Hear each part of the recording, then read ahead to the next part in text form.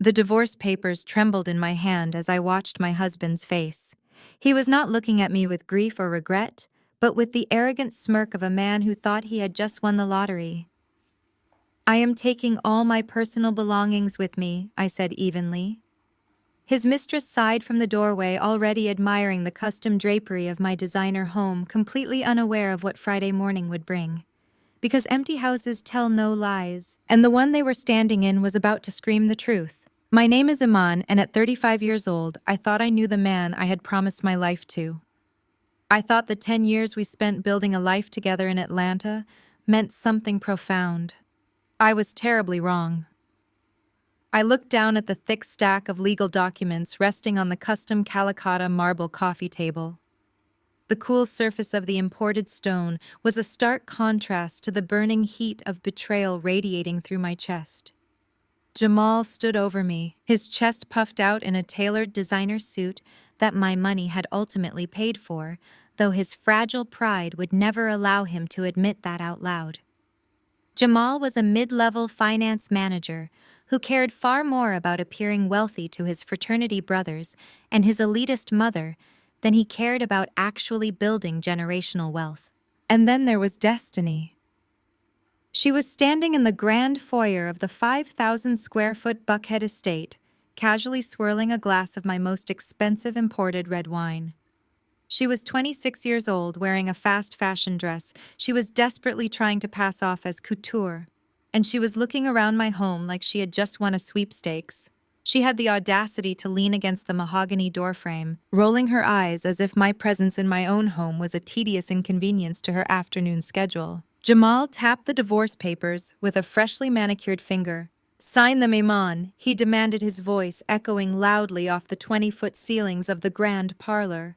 "My name is on the mortgage. This house is mine. I want you to pack your personal belongings and be gone by Friday.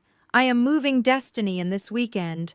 We are going to start our new life here, and I do not want your negative energy lingering in my space." I did not cry. I did not scream.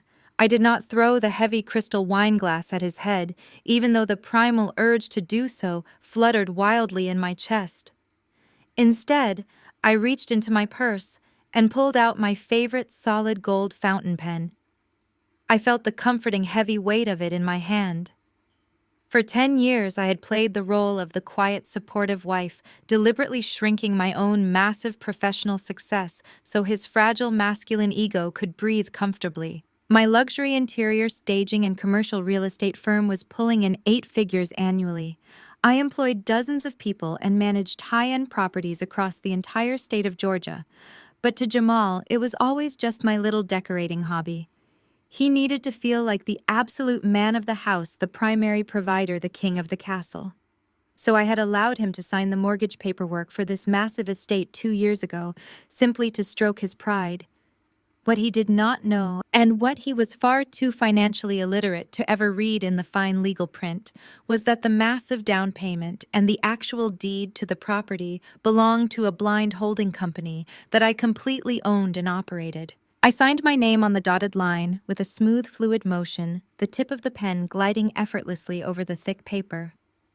Jamal blinked, clearly unnerved by my eerie calmness. He had expected me to fall apart. He had expected desperate begging and uncontrollable tears. He had expected the stereotypical angry black woman trope he always accused me of embodying whenever I calmly stood up for myself. When I handed the papers back to him, he snatched them away quickly, his jaw tight with unresolved tension. Destiny clicked her heels across the imported hardwood floors, walking into the center of the living room as if she were the newly crowned lady of the manor.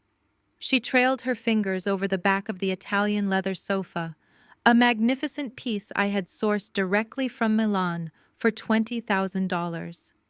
"It is so generous of you to leave all this beautiful furniture behind," Destiny said, her voice dripping with artificial sweetness and unearned arrogance. "But Jamal is right. A woman with your rough edges never really fit into a place this elegant anyway. You always did have that loud neighborhood attitude. It is time Jamal had a woman who actually knows how to host high society and entertain his important corporate friends." Jamal stepped forward and wrapped his arm possessively around her waist. kissing her temple before turning a cold glare back to me.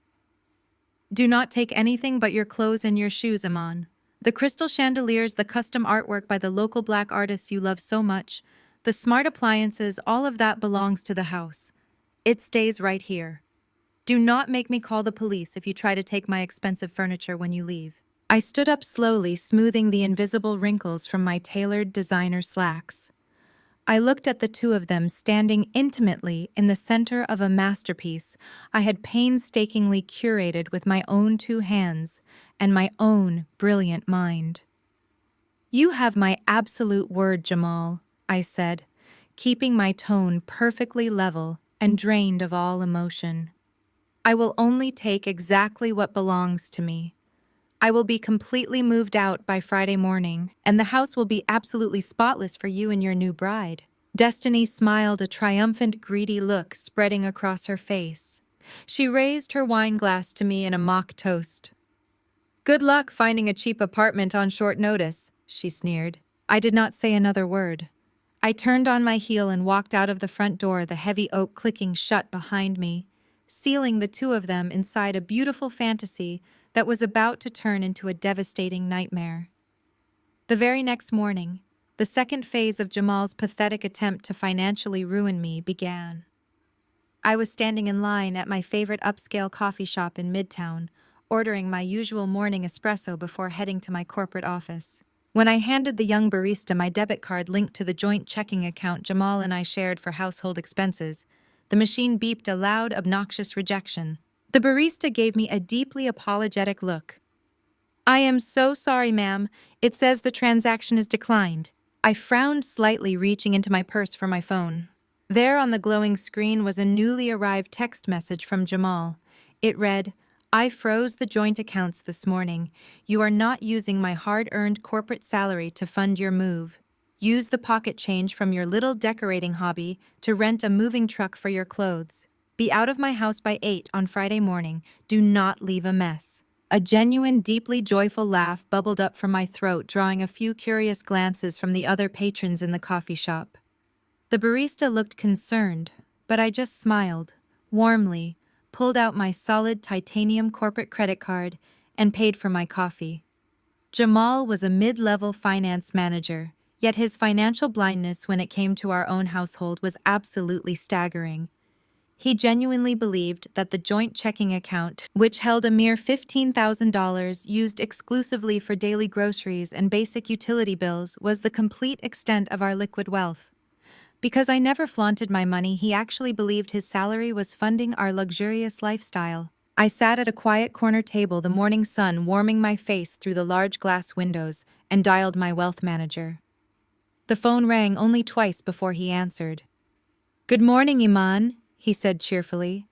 How is the portfolio looking today? I asked, taking a slow, satisfying sip of my perfectly brewed espresso. Phenomenal, he replied with total professional confidence. Your blind trust is up another 3% this quarter. The liquid assets alone are sitting very comfortably in the mid-8 figures. Your real estate holding company is equally strong. Thank you, I said. I need to make a minor administrative change immediately. Please ensure Jamal's name is completely scrubbed from any peripheral access to the holding company. Not that he ever had any legal authority, but I want the legal walls reinforced and double-checked by noon today. I am filing for a clean break. Consider it done, my manager replied immediately, sensing the serious shift in my tone. I will have the legal team lock everything down tightly. I hung up and immediately dialed the lead logistics coordinator at my commercial staging firm. This was the moment I had been quietly and meticulously preparing for, since the devastating day I found Destiny's cheap lip gloss sitting on the marble counter of my master bathroom 6 months ago. I had spent half a year gathering evidence, protecting my assets, and waiting for Jamal to make his move. My coordinator answered promptly. I need a massive favor for this Friday morning, I told her, my voice dropping to a commanding business-focused register. I need you to cancel all our pending installations for the day and divert the entire commercial moving crew to my personal residence in Buckhead. I need 5 of our largest commercial box trucks pulling into my driveway at exactly 7 in the morning. There was a brief pause on the line before my coordinator asked, Are we doing a standard pack-up, boss? I smiled, looking out the coffee shop window at the bustling Atlanta traffic moving down the street. No, I replied. We are executing Operation Strip Down. I want every single piece of staging inventory removed from that property. The Italian leather sofas, the imported silk rugs, the custom window treatments, the massive smart refrigerators, the washer, the dryer. I want the crystal chandeliers completely unbolted from the ceilings. I want the luxury bidet toilet seats unscrewed from the porcelain bowls. I want the custom shelving units dismantled and removed. If it belongs to my limited liability company, it goes into those moving trucks. Leave absolutely nothing but the dust on the floorboards. My coordinator let out a low, impressed whistle. You got it, Iman. The crew will be ready and waiting with tools in hand. I ended the call and leaned back in my chair, feeling a profound sense of peace settle over my spirit. Jamal wanted me to take my personal belongings. He wanted to play respectability politics, trying to break the strong, successful black woman who had quietly and dutifully built his entire reality. He thought he could discard me like trash and hand my hard-earned kingdom over to a woman who possessed nothing but a pretty face and a deceitful spirit. He was about to learn a very public, very expensive lesson about ownership and respect. I finished my coffee, the bitter taste suddenly incredibly sweet on my tongue. Friday was going to be an absolute masterpiece. The ink on the divorce papers was not even dry before my husband's mistress started measuring my living room for new curtains. I sat across from the man I had built a decade of my life around, watching him smirk as he handed me an eviction notice from my own home. Take your personal belongings and be gone by Friday, he told me.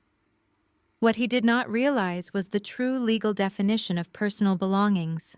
Because empty houses tell no lies, and by Friday morning this 5,000 square foot estate would be screaming the absolute truth. My name is Iman. I am 35 years old, and for the past 10 years I have played the role of the dutiful, supportive wife to a man whose ego was as fragile as spun glass. We stood in the grand foyer of the home I had meticulously curated in one of the most exclusive neighborhoods in Atlanta. The afternoon sun was streaming through the floor-to-ceiling windows, casting long, dramatic shadows across the imported hardwood floors. Jamal stood before me, completely oblivious to the empire I had quietly built beneath his feet. He was wearing a bespoke suit that my money had ultimately paid for, though his desperate need to feel like the sole provider would never allow him to admit that fact. Jamal was a mid-level finance manager at a corporate firm. He made a decent living, but nowhere near enough to afford the life he projected to his fraternity brothers and his image-obsessed mother Corinne. I looked down at the thick stack of legal documents resting on the custom Calicotta marble coffee table. The cool surface of the imported stone was a stark contrast to the burning heat of betrayal radiating through my chest. For years, I had deliberately shrunk my own massive professional success so his masculinity could breathe comfortably in our marriage. My commercial real estate and luxury staging firm was pulling in 8 figures annually. I employed dozens of people and managed high-end properties across the entire state of Georgia. But to Jamal, it was always just my little decorating hobby. He needed to feel like the absolute king of the castle. So when we found this estate 2 years ago, I allowed him to sign the mortgage paperwork alone, simply to stroke his pride. What he did not know, and what he was far too financially illiterate to ever read in the fine legal print, was that the massive down payment and the actual deed to the property belonged to a blind holding company that I completely owned and operated. And then there was Destiny. She stepped out of my custom kitchen holding a delicate baccarat crystal glass filled with my most expensive imported red wine. She was 26 years old, wearing a fast fashion dress she was desperately trying to pass off as couture. She looked around my home like she had just won a sweepstakes, having the audacity to lean against the mahogany doorframe and roll her eyes, as if my presence in my own home was a tedious inconvenience to her afternoon schedule. Sign them, Iman Jamal demanded, his voice echoing loudly off the 20-foot ceilings of the grand parlor. My name is on the mortgage. This house is mine. I want you to pack your personal belongings and be gone by Friday. I am moving Destiny in this weekend. We are going to start our new life here, and I do not want your negative energy lingering in my space. I did not cry. I did not scream. I did not throw the heavy crystal wine glass at his head, even though the primal urge to do so fluttered wildly in my chest. Instead, I reached into my purse and pulled out my favorite solid gold fountain pen. I felt the comforting heavy weight of it in my hand. I signed my name on the dotted line with a smooth, fluid motion, the tip of the pen gliding effortlessly over the thick paper. Jamal blinked, clearly unnerved by my eerie calmness. He had expected me to fall apart. He had expected desperate begging and uncontrollable tears.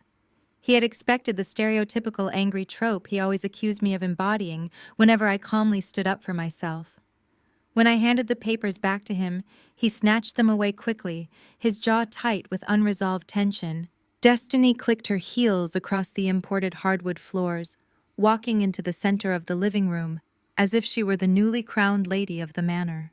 She trailed her fingers over the back of the Italian leather sofa, a magnificent piece I had sourced directly from Milan for $20,000. "It is so generous of you to leave all this beautiful furniture behind," Destiny said, her voice dripping with artificial sweetness and unearned arrogance. "But Jamal is right. A woman with your rough edges never really fit into a place this elegant anyway. You always did have that loud attitude. It is time Jamal had a woman who actually knows how to host high society and entertain his important corporate friends." The sheer audacity of her words hung in the air, heavy and suffocating. She was a woman who had contributed absolutely nothing to the creation of this environment, yet she felt entirely entitled to claim it as her own. Jamal stepped forward and wrapped his arm possessively around her waist, kissing her temple before turning a cold glare back to me. His eyes held no warmth, no memory of the vows we had taken, or the sacrifices I had made to support his career during the early years of our marriage. He looked at me as if I were a stranger who had overstayed her welcome. "Do not take anything but your clothes and your shoes," Iman Jamal instructed, his tone patronizing and sharp. "The crystal chandeliers, the custom artwork by the local artists you love so much, the smart appliances, all of that belongs to the house. It stays right here.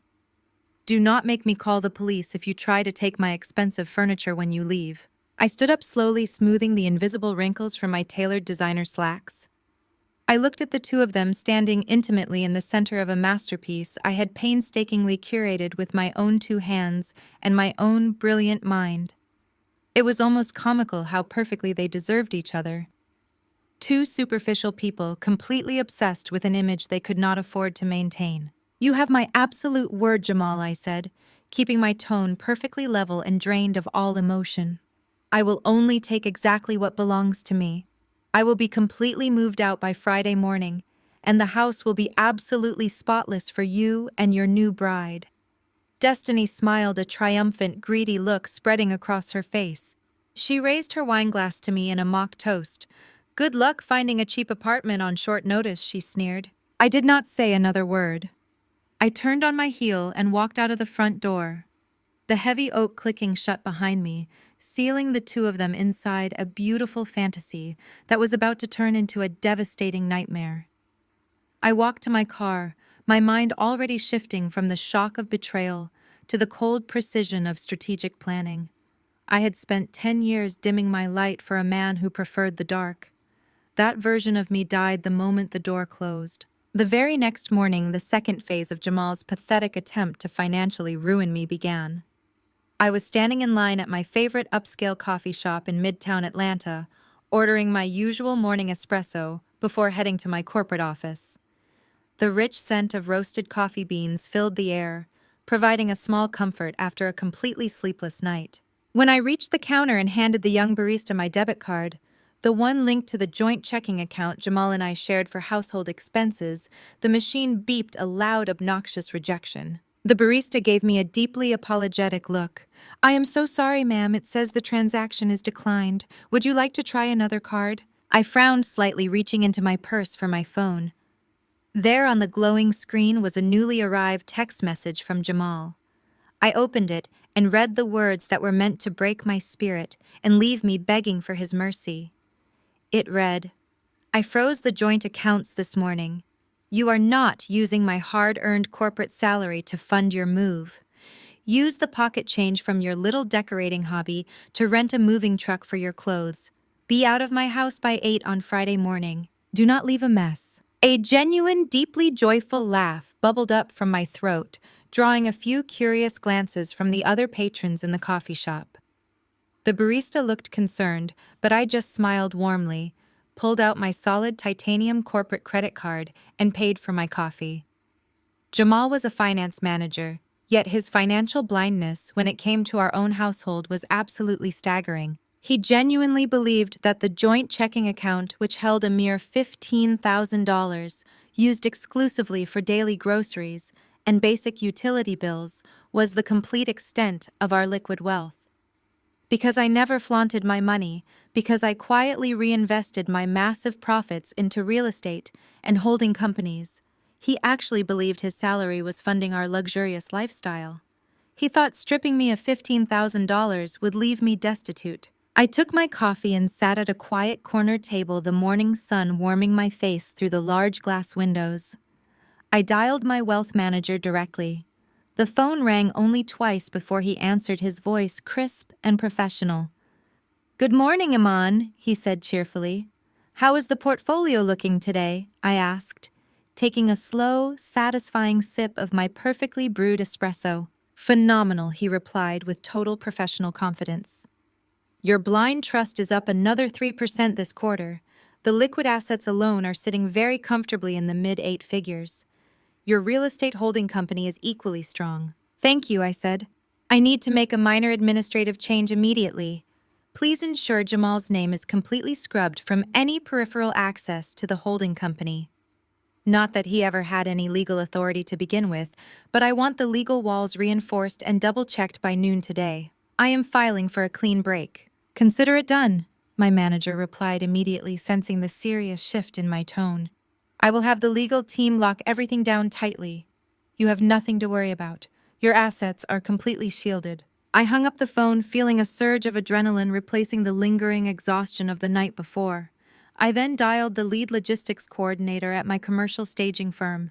This was the moment I had been quietly and meticulously preparing for since the devastating day I found Destiny's cheap lip gloss sitting on the marble counter of my master bathroom 6 months ago. I had spent half a year gathering evidence, protecting my assets, consulting with ruthless attorneys, and waiting for Jamal to make his move. He had finally played his hand, and now it was my turn to clear the board. My coordinator answered promptly. Her background noise filled with the sounds of our busy warehouse.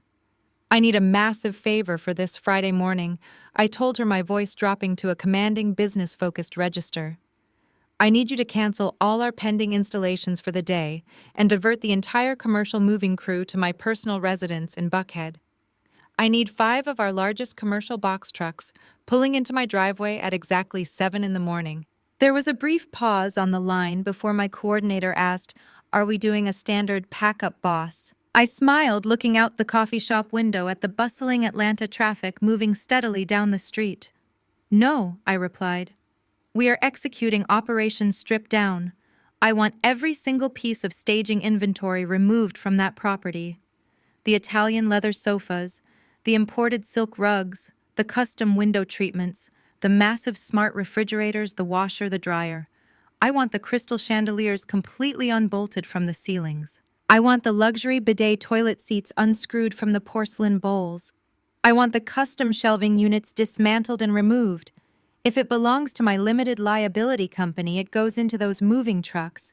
Leave absolutely nothing but the dust on the floorboards." My coordinator let out a low, impressed whistle, fully understanding the gravity of the instructions. "You got it, Iman. The crew will be ready and waiting with tools in hand. We will strip that place down to the studs if we have to." I ended the call and leaned back in my chair, feeling a profound sense of peace settle over my spirit. Jamal wanted me to take my personal belongings. He wanted to play respectability politics, trying to break the strong, successful woman who had quietly and dutifully built his entire reality. He thought he could discard me like trash and hand my hard-earned kingdom over to a woman who possessed nothing but a pretty face and a deceitful spirit. He wanted to humiliate me by rendering me homeless and penniless. He was about to learn a very public, very expensive lesson about ownership and respect. I finished my coffee, the bitter taste suddenly incredibly sweet on my tongue. Friday was going to be an absolute masterpiece of justice. By Wednesday afternoon, the arrogant confidence of my soon-to-be ex-husband had apparently spread to his mother. My phone vibrated on my desk at the corporate office, displaying a calendar invitation for a private family meeting. The location was set for the highly exclusive Oak Trace Country Club in the affluent heart of Buckhead. It was a place where old money went to hide from the changing world, and a place where my mother-in-law Corinne thrived on projecting an image of absolute elitism. I accepted the invitation without a moment of hesitation. I already knew exactly what this was. This was the ambush. The drive to the country club gave me ample time to prepare my mind for the performance I was about to witness. I pulled my Maybach up to the valet, handed over the keys, and walked through the heavy glass doors of the clubhouse. The air inside smelled of expensive floral arrangements and old mahogany. I was directed to a private dining room at the back of the establishment, a space enclosed by soundproof glass and thick velvet curtains. When I pushed the door open, the scene before me was staged with theatrical perfection. Corinne was seated at the head of the heavy oak table, wearing a pristine white linen suit and her signature string of pearls. Jamal sat to her right, looking incredibly smug in a tailored navy blazer, and sitting directly across from him, sipping a freshly poured mimosa, was Destiny. I took a slow, steady breath, releasing any lingering tension in my shoulders. The sheer audacity required to invite your son's mistress to a family meeting with his legal wife was staggering. But this was Corinne. She was a woman who navigated life through the lens of respectability politics, caring only about how things appeared to her wealthy social circle rather than how they actually functioned in reality. I pulled out the heavy wooden chair at the opposite end of the table and sat down, resting my designer handbag on the empty seat beside me. I did not greet them. I simply folded my hands on the pristine white tablecloth and waited. Corinne took a delicate sip of her sparkling water before offering me a tight, highly practiced smile. "Thank you for coming, Iman." She began, her tone dripping with the kind of refined condescension she had perfected over decades. "We wanted to handle this transition with as much grace and dignity as possible. We are a family that values discretion above all else." I remained perfectly silent, letting her voice echo in the quiet room. My refusal to react visibly unsettled Jamal, who shifted his weight awkwardly in his chair. Destiny, however, puffed out her chest, clearly emboldened by the presence of her new maternal ally. "You must understand." Corinne continued, leaning forward slightly, placing her perfectly manicured hands on the table. "Marriage is a complex institution. Sometimes, despite our best intentions, a union simply lacks the proper foundation to survive. Jamal has explained the situation to me, and I must say, I am not entirely surprised it has come to this." "You are not surprised?" I asked, keeping my voice meticulously flat and devoid of any emotion. "No," Corinne sighed, shaking her head with a look of mock pity. "You and Jamal come from two entirely different worlds, Iman. You have done quite well for yourself with your little business, and we applaud your hustle. But Jamal comes from a legacy. He needs a partner who understands the nuances of our social standing. A woman who knows how to navigate charity galas and corporate dinners without bringing that rough Decatur energy into the room." The blatant disrespect hung in the air, heavy and suffocating. Corinne was looking right at me, calling me ghetto, wrapped in the polite phrasing of Southern high society. She had always despised the fact that I grew up on the working-class side of town. She hated that I did not come from a family with a trusted name in local politics. She absolutely loathed that I had not pledged a legacy sorority in college, relying instead on my own relentless work ethic to build my empire from the ground up. Destiny smiled proudly, sitting up straighter. "My mother and Mrs. Corinne actually pledged the same sorority chapter back in the day," Destiny chimed in, her voice overly eager to please. We understand the importance of maintaining the right image. Jamal needs a wife who can elevate his status, not weigh him down with a loud neighborhood attitude. I looked at Destiny, then back to Corinne. The tragic irony of the entire situation was almost too delicious to bear. Corinne was praising Destiny for her superficial pedigree, completely ignoring the financial reality that sustained her own lavish lifestyle. Corinne drove a luxury SUV that I paid for. Her exclusive membership at this very country club was quietly funded by a backdoor account that I transferred money into every single month because Jamal's mid-level finance salary could barely cover his own car note, let alone his mother's extravagant tastes. I was the financial backbone of the entire family, but because my money did not come with the right social pedigree, they felt entirely comfortable discarding me for a woman who possessed nothing but Greek letters and a pretty face. It is crucial that Jamal is positioned properly for his upcoming promotion, Corinne said, smoothing an invisible crease in her linen suit. Having Destiny by his side makes sense for his trajectory. She comes from the right background. Her family understands how these things work. You have always been a bit too independent, Iman. A bit too stubborn. It emasculates a man to have a wife who constantly challenges him instead of supporting his lead. Jamal nodded in agreement, looking incredibly validated by his mother's toxic enabling. I need peace in my home, Iman, he said, leaning back in his chair. I need a woman who knows her place and lets me be the man of the house. Destiny provides that peace. You always made everything feel like a competition. I simply watched them, a masterclass in delusion unfolding right before my eyes. They were kicking out the architect of their entire reality and eagerly handing the keys to a woman who only knew how to play house. I did not bother explaining that a true man does not need his wife to shrink so he can feel tall. I did not bother reminding Corinne that the very mimosa she was drinking was paid for by the rough energy she so deeply despised. I just let them talk, digging their own graves with every arrogant word. Which brings us to the purpose of this meeting, Corinne said, her tone suddenly shifting to sharp business. She reached into her designer tote bag and pulled out a thick manila envelope, sliding it smoothly across the polished oak table until it stopped right in front of me. I looked down at the envelope but did not make a move to open it. What is this? I asked, my voice perfectly calm.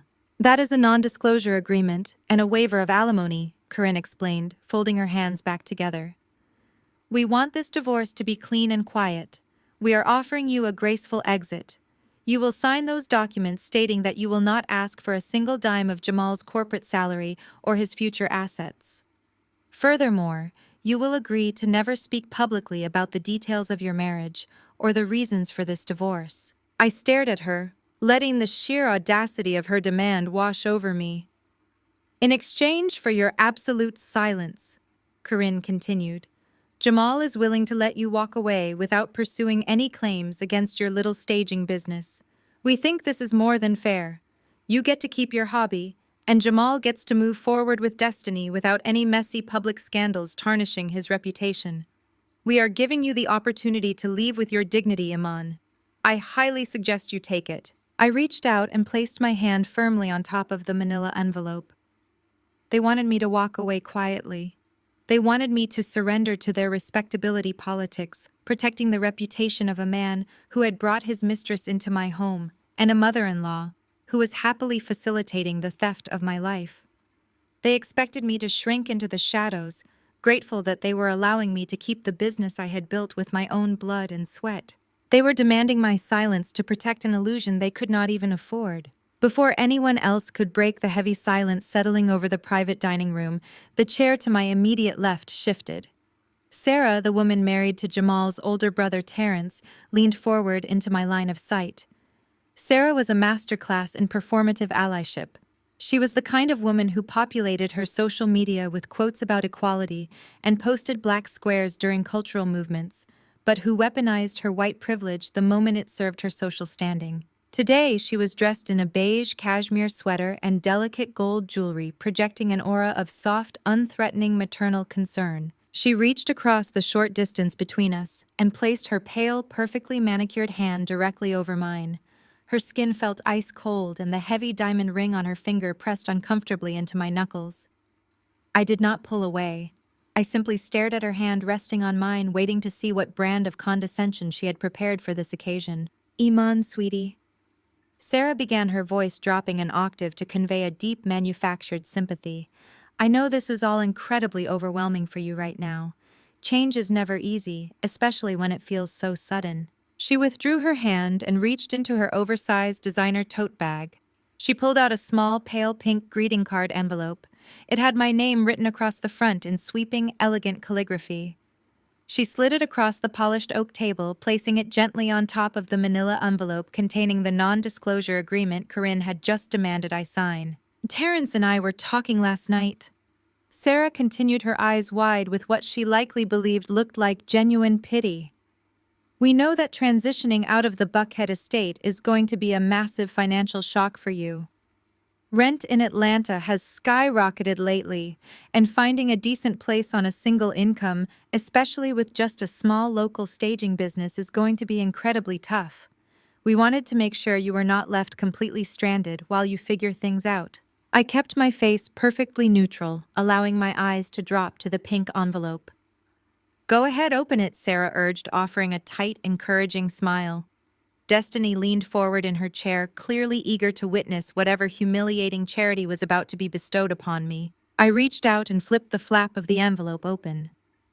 Inside was a piece of folded cardstock, and tucked neatly into the crease was a plastic gift card for Target. The amount written in black marker in the corner read, $500. I want you to use that to get some essentials, Sarah said, her tone dripping with the kind of charitable pride one might use when donating canned goods to a local shelter. You are going to need groceries, maybe some fresh bath towels, some basic cleaning supplies to get your new apartment set up. It is not much, but it should help you get back on your feet while you adjust to your new reality. We just could not bear the thought of you struggling to buy basic necessities this weekend. The sheer, unmitigated gall of the gesture almost took my breath away. Sitting across from me was a woman whose husband Terrence had quietly borrowed $40,000 from my business account just last year to keep his failing logistics company afloat. It was a loan I had approved because Jamal begged me to help his brother save face with Corinne.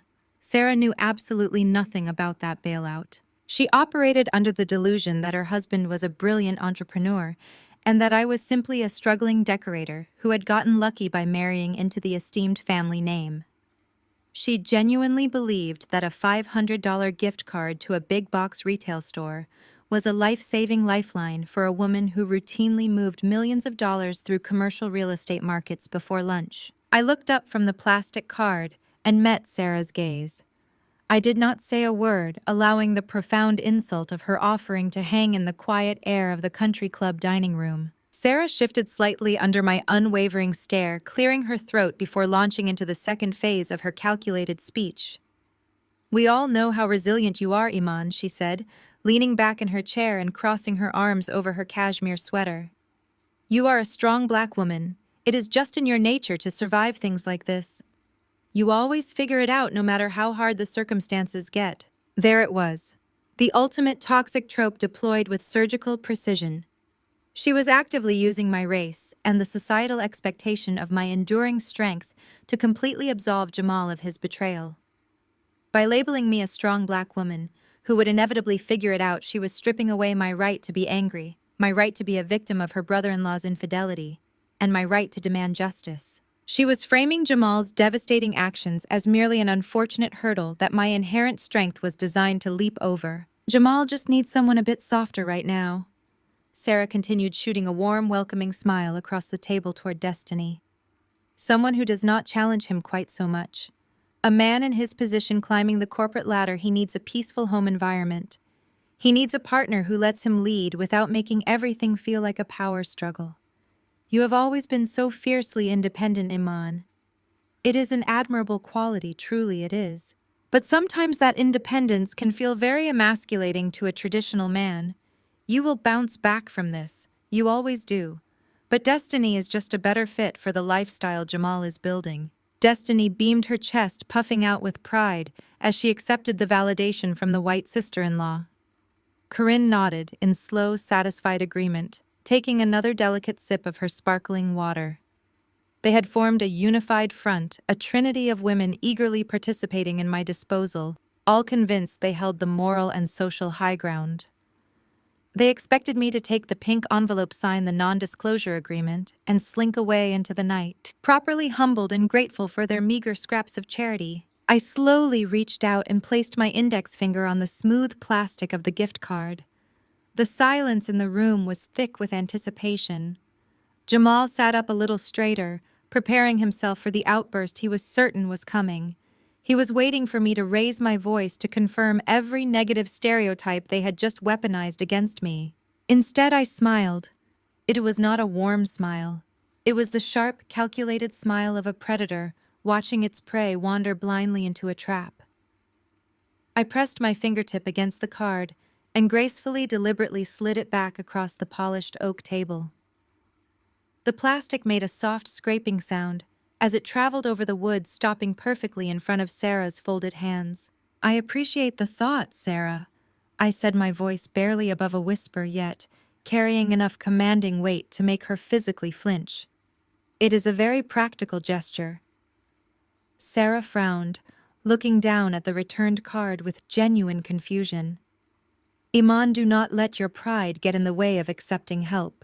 You are going to need this." I kept my eyes locked on hers, my expression entirely devoid of warmth. "I am returning it because I think you should hold on to it," I told her, leaning forward just slightly. "You are going to need it for your own husband very soon." The air in the room seemed to evaporate. Sarah's confused frown morphed into a look of sharp, sudden defensive panic. "What are you talking about?" she demanded, her voice losing its manufactured softness. "Terrence is doing perfectly fine." I let my gaze drift over to Jamal, whose arrogant smirk had suddenly faltered, replaced by a flicker of genuine anxiety. He knew exactly what I was talking about. He knew about the massive hidden debts his brother was drowning in, the same debts I had secretly floated. He knew the financial house of cards their entire family was standing on was highly flammable, and I was holding the only match. "Just keep the card in your wallet, Sarah," I advised, my tone dripping with chilling sincerity. "Because when the illusion fades and you find yourself standing in an empty room wondering where all the money went, a strong woman like you will definitely need to figure out how to buy her own groceries." Sarah opened her mouth to argue, her face flushing a deep, angry crimson, but before she could utter a single word of protest, Jamal decided he had heard enough. He slammed his hand flat against the table, the sudden noise causing both Destiny and Corinne to jump in their seats. The delicate crystal glasses rattled against the wood. He could not handle the shift in power. He could not stand the fact that his attempt to humiliate me was being systematically dismantled by my absolute refusal to break. He needed to reclaim the narrative, and he needed to do it loudly. The sharp crack of Jamal slamming his palm against the heavy oak table shattered the tension in the room. He leaned forward, his tailored suit straining against his shoulders as he tried to project an authority he did not actually possess. He pointed a finger at me, his eyes narrowed with a mix of fury and rising panic. He demanded that I stop projecting my bitter jealousy onto his brother's marriage just because my own was ending. He called my warning a pathetic attempt to distract from my own failures as a wife. He took a deep breath, adjusting his lapels to regain his composure before his mother could witness him losing control. He looked at Destiny, his expression softening into a performative display of affection before turning his gaze back to me. He announced that my attempts to ruin their afternoon were entirely futile because they had genuine monumental milestones to celebrate. He puffed out his chest and declared that this coming Friday night, the very same day he had ordered me to vacate the premises, he was hosting a massive housewarming and engagement gala at the Buckhead estate. I sat perfectly still, letting the sheer audacity of his timeline wash over me. He was giving me until Friday morning to pack my life away, only to invite 50 people into my home that exact evening to celebrate my replacement. Jamal bragged that the senior managing partners from his corporate finance firm were attending. This was not just a party to him. This was his highly calculated leverage to secure the vice president position he had been chasing for 3 years. He needed to project the image of a stable, wealthy, traditional family man with a gorgeous new fiancée and a 5,000-square-foot mansion to host his corporate superiors. He told me that his boss had been looking for an excuse to visit the estate ever since Jamal had shown him pictures of the imported Italian leather sofas and the custom art gallery I had personally curated. Destiny eagerly chimed in, practically bouncing in her seat. She bragged about the live string quartet she had booked to play in the grand foyer. She talked about how the crystal chandeliers would provide the absolute perfect lighting for her engagement photos when Jamal officially presented her with the ring in front of Atlanta's high society. She spoke about my home as if she had laid the foundation bricks herself. Corinne instantly dismissed my presence entirely, turning all her maternal attention to Destiny. They began excitedly discussing the catering menu, their voices climbing with enthusiasm. Corinne insisted on beluga caviar and a specific imported champagne, explaining that the senior partners at Jamal's firm expected nothing less than absolute perfection. She instructed Destiny on exactly how to arrange the lighting in the grand parlor to highlight the custom silk window treatments. Sarah, clearly desperate to escape the lingering, terrifying dread of my warning about her husband's hidden debts, eagerly joined their planning committee. She leaned across the table, offering to hire her favorite boutique florist to create lavish centerpieces that would perfectly complement the modern aesthetic of the living room. The three women bonded over the logistics of a stolen life, treating me as though I had already evaporated into thin air. They were actively erasing me while sitting right in front of my face. I sat there in the luxurious private dining room, watching them plan a high society gala around furniture I was about to load into commercial moving trucks. I listened to them choreograph an elegant evening in a house that was about to be methodically stripped down to the bare drywall. The sheer scale of their delusion was breathtaking. They were happily arranging deck chairs on the Titanic, completely unaware that I was the iceberg waiting in the dark. The country club waiter approached the table with quiet professionalism, carrying a polished silver tray, holding the bill for their mimosas and imported sparkling water. Jamal, ever eager to perform his role as the wealthy patriarch in front of his mother and his mistress, reached into his jacket pocket for his wallet. I moved faster. I smoothly withdrew my solid titanium corporate black card and placed it directly onto the silver tray before Jamal could even unfasten a button. I caught the waiter's eye and gave a subtle, commanding nod. The transaction was processed in complete silence, entirely unnoticed by my mother-in-law and sister-in-law, who were currently arguing passionately over the color palette for the floral arrangements. Jamal saw the heavy black card, his jaw tightening slightly. But his pride would not allow him to cause a scene over a hospitality bill in front of Corinne. I stood up slowly, pushing my heavy oak chair back. The movement drew their collective attention, silencing their animated catering debate. I looked down at the four of them sitting around the table. I did not show anger. I did not show sorrow. I showed them the polite, accommodating smile of a woman who had fully accepted her defeat. I looked directly into Jamal's eyes. I told him that I heard his timeline loud and clear. I promised him that I would have all my personal belongings packed and completely removed by Friday morning, just as he requested.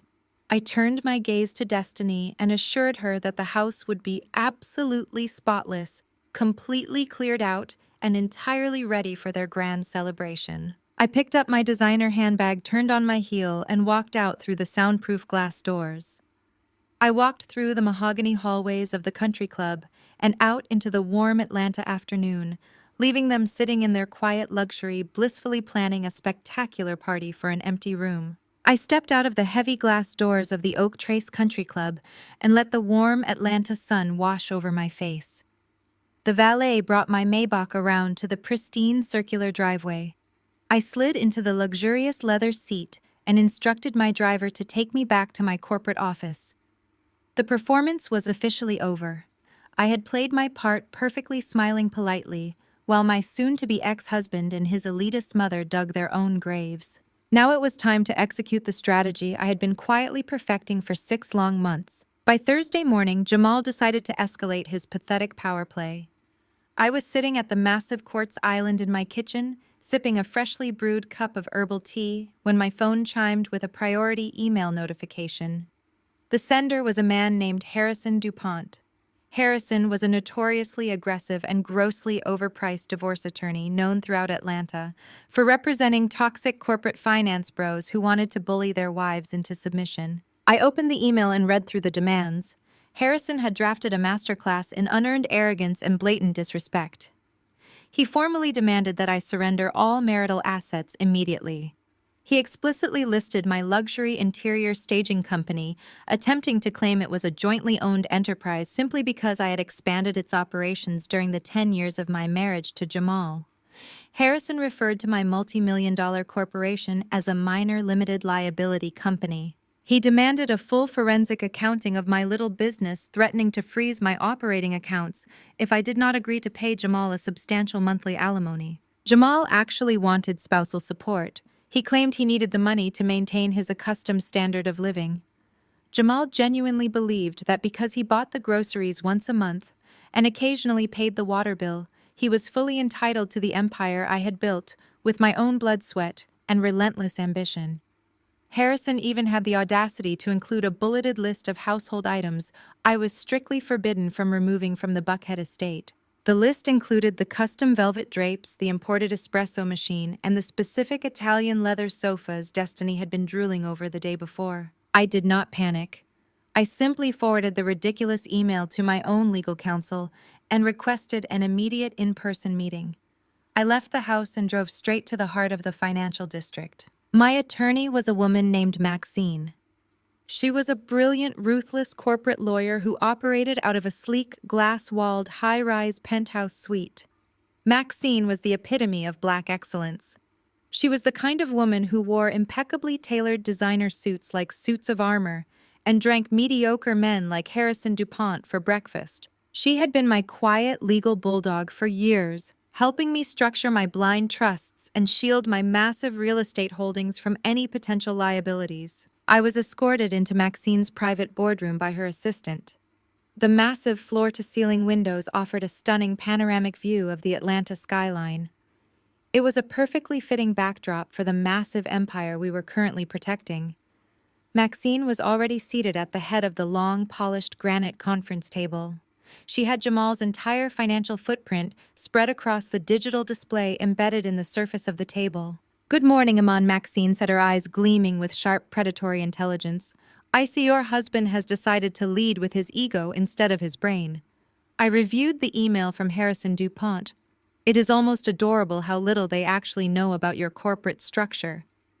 I took a seat across from her and folded my hands on the table. "Tell me exactly what we are looking at," I said. "Show me the reality of Jamal's financial situation now that my silent funding has been entirely cut off." Maxine pushed her gold-rimmed glasses up the bridge of her nose and tapped the digital screen. The numbers popped up in bright red illuminated text. Jamal was drowning in a sea of toxic debt. Without the monthly influx of cash I had been quietly transferring into his secondary accounts to keep him afloat, his financial existence was collapsing at a spectacular speed. "He maxed out 2 high-yield credit cards just 2 days ago," Maxine explained, pointing to a cluster of recent transactions. "He used those cards to pay the non-refundable catering deposit and the string quartet fee for the lavish housewarming party he is throwing for his mistress tomorrow night. His luxury car lease is currently 2 months behind schedule. He even took out a predatory personal loan to purchase the diamond engagement ring he plans to give her. His entire lifestyle is a fragile house of cards held together by the joint checking account that you completely froze yesterday morning." I stared at the red numbers, validating everything I already knew. Jamal had spent our entire marriage obsessed with projecting an image of extreme wealth and traditional masculine dominance. He wanted his mother, Corinne, to view him as the ultimate patriarch. He wanted his corporate executives to see him as a high-rolling success story. But beneath the tailored suits and the country club memberships, he was completely hollow. He was a man running on fumes, desperately trying to fund a millionaire lifestyle on a mid-level management salary. Maxine leaned back in her plush leather executive chair and actually laughed out loud. It was a rich, deeply satisfying sound that echoed through the pristine glass boardroom. She picked up a printed copy of Harrison DuPont's threatening email and tapped her perfectly manicured fingernail against the paper. She looked at me with the brilliant, victorious smile. "Your husband is so utterly blinded by his own toxic masculinity that he has effectively marched himself right to the edge of a cliff," Maxine said, shaking her head in sheer amusement. He is aggressively demanding half of a corporate asset pool he cannot even comprehend.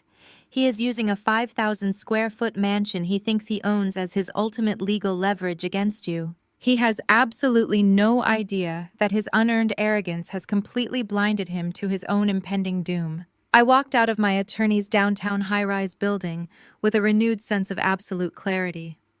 The warm Atlanta air brushed against my face as I stepped into the back of my waiting car. The sharp contrast between the reality of my husband's impending financial ruin and the grand illusion he was trying to project was almost intoxicating. I instructed my driver to take me back to the luxury corporate penthouse my firm maintained for visiting executives. I had already moved my essential daily items there days ago, leaving the Buckhead estate perfectly staged for the trap I had meticulously set.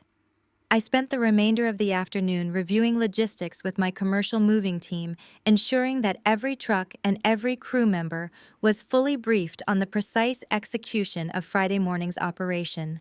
By Wednesday evening, Destiny had apparently decided that waiting until the Friday night housewarming gala to showcase her stolen lifestyle was simply too much restraint to ask of her. I was sitting on the plush velvet sofa of my penthouse, reviewing quarterly earnings reports for my real estate holding company, when my phone began to vibrate relentlessly against the glass coffee table. It was a barrage of text messages from my closest circle of friends. My best friend Keisha was the first to send a screen recording directly to my inbox, followed immediately by a string of furious all-caps messages. Destiny had gone live on social media.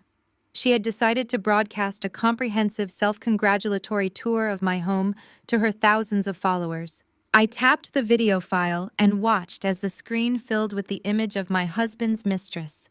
Destiny was walking through the grand foyer of the estate, holding a glass of cheap Prosecco, wearing a flimsy silk robe that she had likely purchased from a fast fashion website.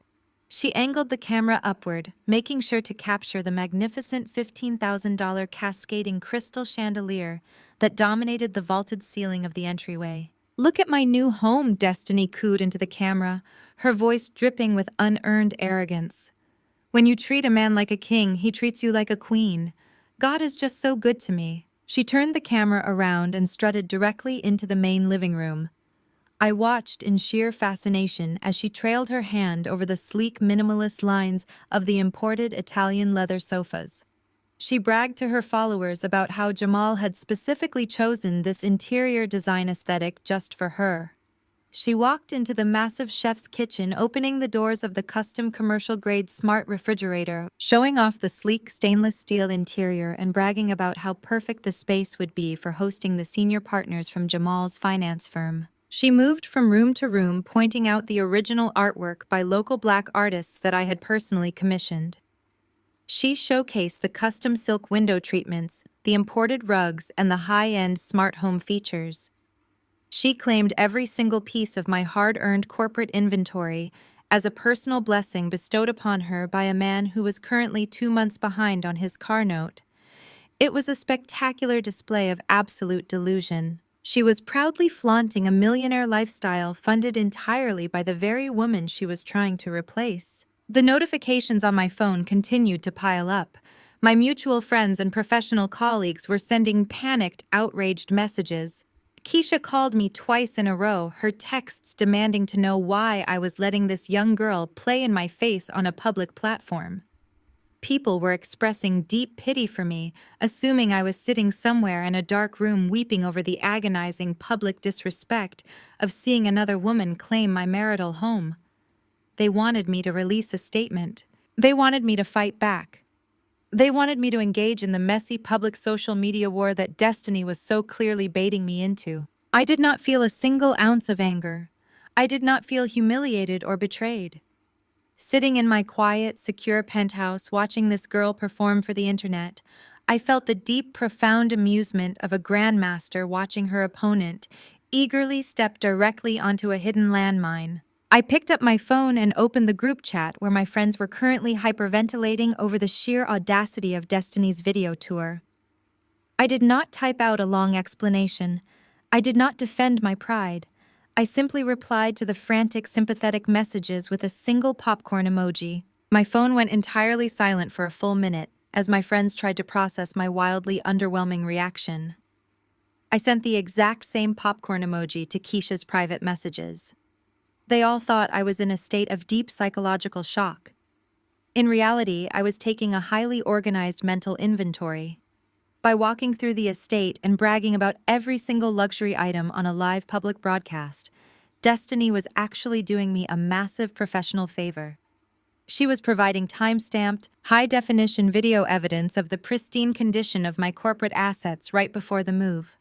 She was publicly documenting that every chandelier, every sofa, and every smart appliance was fully intact and functioning perfectly under Jamal's supervision just 48 hours before Operation Stripdown was scheduled to commence. I locked my phone screen, poured myself a glass of pristine, sparkling water, and went right back to reviewing my quarterly earnings. Let her brag.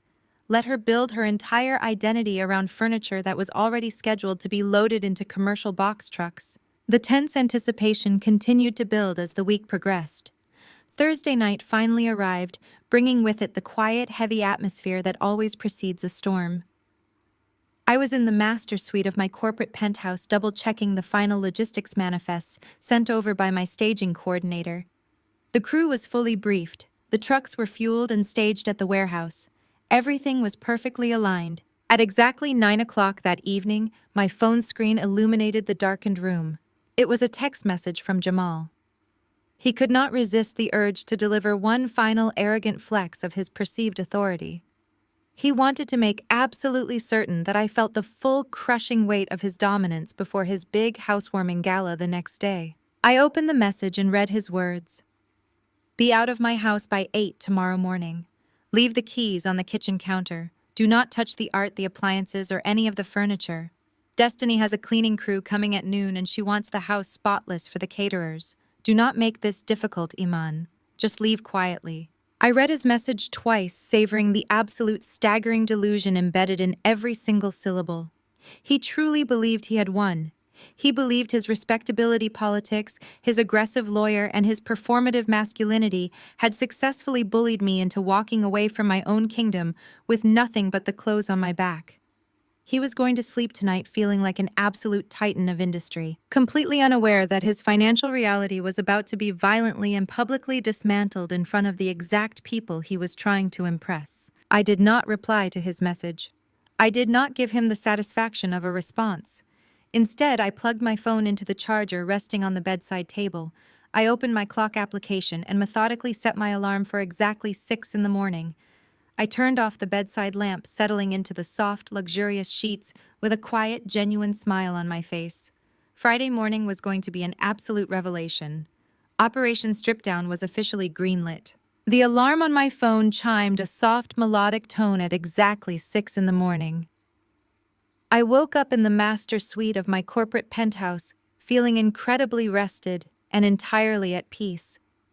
There was no lingering sadness, no anxiety about the future, just the sharp, focused adrenaline of a woman about to reclaim her empire.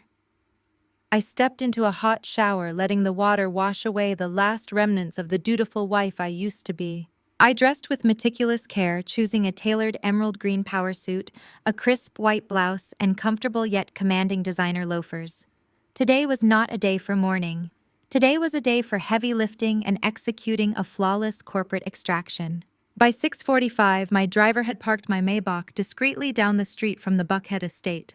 The morning air was cool and the neighborhood was quiet, enveloped in the hushed stillness of extreme wealth. I sat in the back seat sipping a black coffee, my eyes locked on the heavy wrought iron gates of my property. According to the boastful social media posts Destiny had published late last night, she and Jamal were scheduled for an all-day luxury couples retreat at a high-end spa across town. They needed to be perfectly relaxed and glowing for the massive housewarming gala Jamal was hosting for his corporate executives that evening.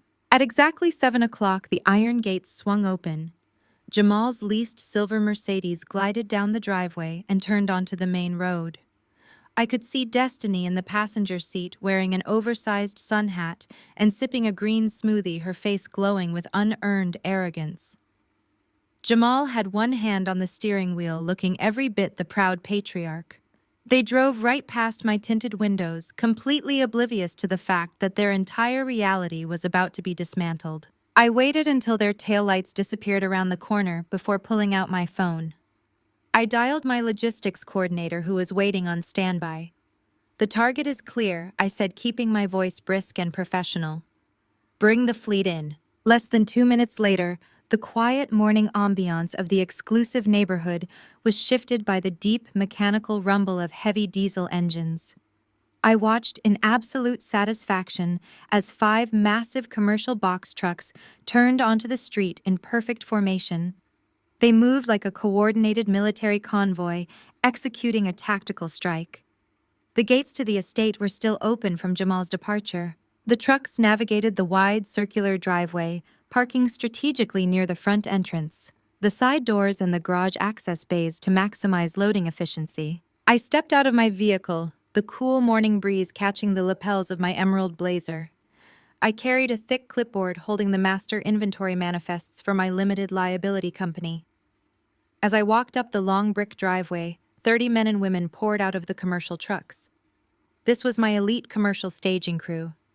They were highly trained professionals dressed in matching black uniforms, carrying power tools, moving blankets, heavy-duty dollies, and thick protective wrapping. They worked with silent, brutal efficiency, assembling on the pristine front lawn like an army awaiting their final orders. A few of the wealthy neighbors walking their purebred dogs stopped to stare at the massive operation, but I paid them no mind. I was a black woman standing in front of my own multi-million-dollar property, commanding my own corporate fleet, and I had a very tight schedule to keep. I walked up the sweeping stone steps to the grand double doors of the entrance. I slid my key into the lock, turning the deadbolt with a satisfying metallic click. The heavy oak doors swung open, revealing the grand foyer bathed in early morning light. The massive $15,000 crystal chandelier glittered above, casting rainbows across the imported hardwood floors. The Italian leather sofas sat perfectly arranged in the formal living room, looking exactly as they had in Destiny's gloating video tour. It was beautiful, and it was all legally backed by ironclad corporate paperwork. I turned back to face my lead foreman, a burly, no-nonsense man named David, who had been managing my logistics team for years. He stepped up to the porch holding his own radio and a heavy-duty tool belt. I handed him the thick clipboard containing the itemized inventory lists. I looked him dead in the eye, knowing he understood exactly what this operation meant to me. "We have a hard deadline of 3 hours," I told him, my voice ringing clear and authoritative in the quiet morning air. "Take every single item that belongs to the holding company.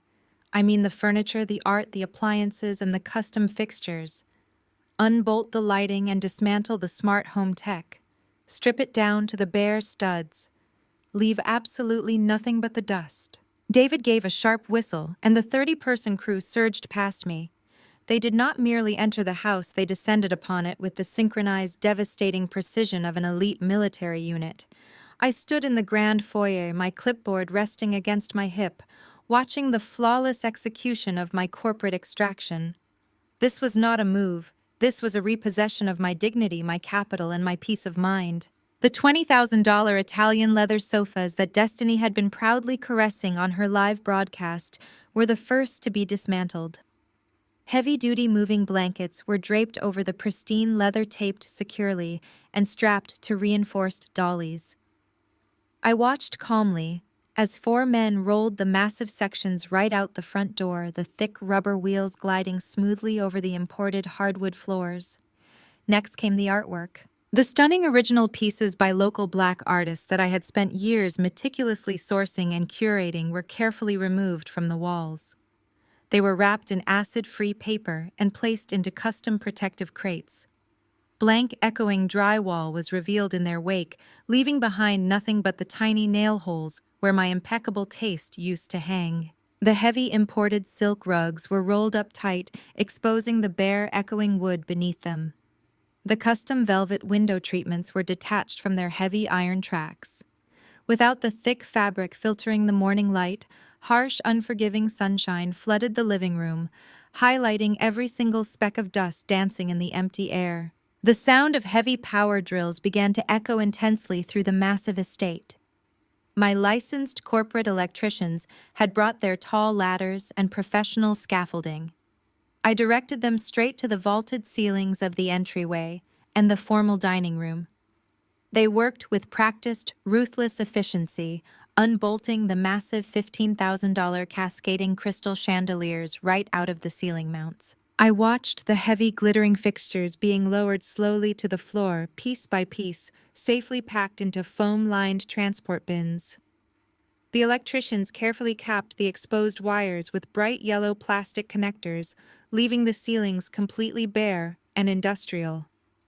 As the last chandelier was disconnected and hauled out the front door, the grand foyer was plunged into dull shadows. The brilliant, illuminating light that Jamal had used to project his fake wealth was literally packed into the back of a commercial moving truck. The kitchen was the next primary target. My plumbing and appliance specialists descended on the chef's paradise that Destiny had claimed as her own personal entertaining space. They shut off the water lines and detached the massive commercial-grade smart refrigerators. These were not standard appliances. They were integrated high-end machines that required 3 men to haul onto the heavy-duty hydraulic lift. The imported espresso machine, the custom velvet bar stools, the high-end wine coolers holding my expensive vintages, everything was systematically unplugged, wrapped, and wheeled out. The kitchen was stripped down to the bare marble countertops and the empty cavernous spaces between the cabinetry. I looked at the dark, empty void where the refrigerator used to be, wondering where Corinne and Sarah planned to store the beluga caviar they were so excited to order for the housewarming gala. Upstairs in the master suite, the dismantling was equally ruthless and legally precise. The custom California king-sized bed frame was broken down into heavy wooden planks. The luxury mattress, the imported silk sheets, and the down comforters were vacuum-sealed and removed. I walked through the massive walk-in closet, bypassing Jamal's rack of cheap off-the-rack suits, and directed my team to pack every single custom shelving unit and organizational fixture that my company had installed. I wanted to adhere to the absolute literal meaning of Jamal's arrogant demand. He had ordered me to take my personal belongings by Friday morning, so I instructed my crew to be remarkably thorough. They went into the laundry room and disconnected the top of the line washer and dryer, hauling the heavy machines out the back door. They went out to the rear deck and hauled away the teakwood patio furniture, the outdoor heaters, and the custom stone fire pit. I even sent my plumbers into the 6 bathrooms to unscrew the luxury bidet toilet seats from the porcelain bowls. If my limited liability company held the receipt for it, it was loaded into the box trucks. I was simply executing a corporate recall of leased assets, and I was leaving no stone unturned. As the hours ticked by, the auditory landscape of the house began to fundamentally change. The soft, absorbing acoustics provided by the heavy silk rugs and the velvet window treatments completely vanished. The house transformed into a cold, barren, echoing cavern. Every footstep rang out sharply against the bare wood and tile. Every voice bounced harshly off the blank white drywall. Without my corporate inventory masking its emptiness, the 5,000-square-foot estate felt entirely soulless. It felt exactly like the man who claimed to own it. By 10:30 in the morning, the heavy lifting was completely finished. The 5 commercial box trucks were fully loaded, their massive rear doors slammed shut and locked securely. I authorized David to take the crew back to our downtown warehouse to begin unloading the inventory into our secure storage facility. I told him I needed a few final moments alone in the house to conduct my official walkthrough. I walked through the empty rooms, the heels of my designer loafers clicking loudly in the profound silence. The transformation was breathtaking. The luxurious high society mansion Jamal had used to court his executives and impress his elitist mother no longer existed. It was just a shell. It was an underwater debt trap wrapped in brick and mortar. There was nowhere to sit, nowhere to eat, and nowhere to hide. I made my way back to the center of the grand living room, a space that could now comfortably host a basketball game given how vast and empty it had become.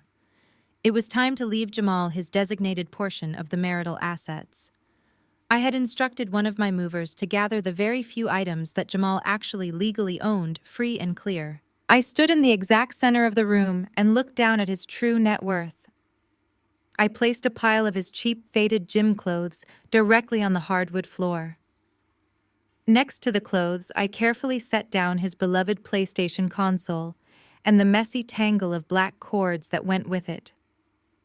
Finally completing the masterpiece of malicious compliance, I placed a single cheap white plastic lawn chair right in front of the pile. I had David grab it from the landscaping shed out back just for this specific occasion. This was his kingdom.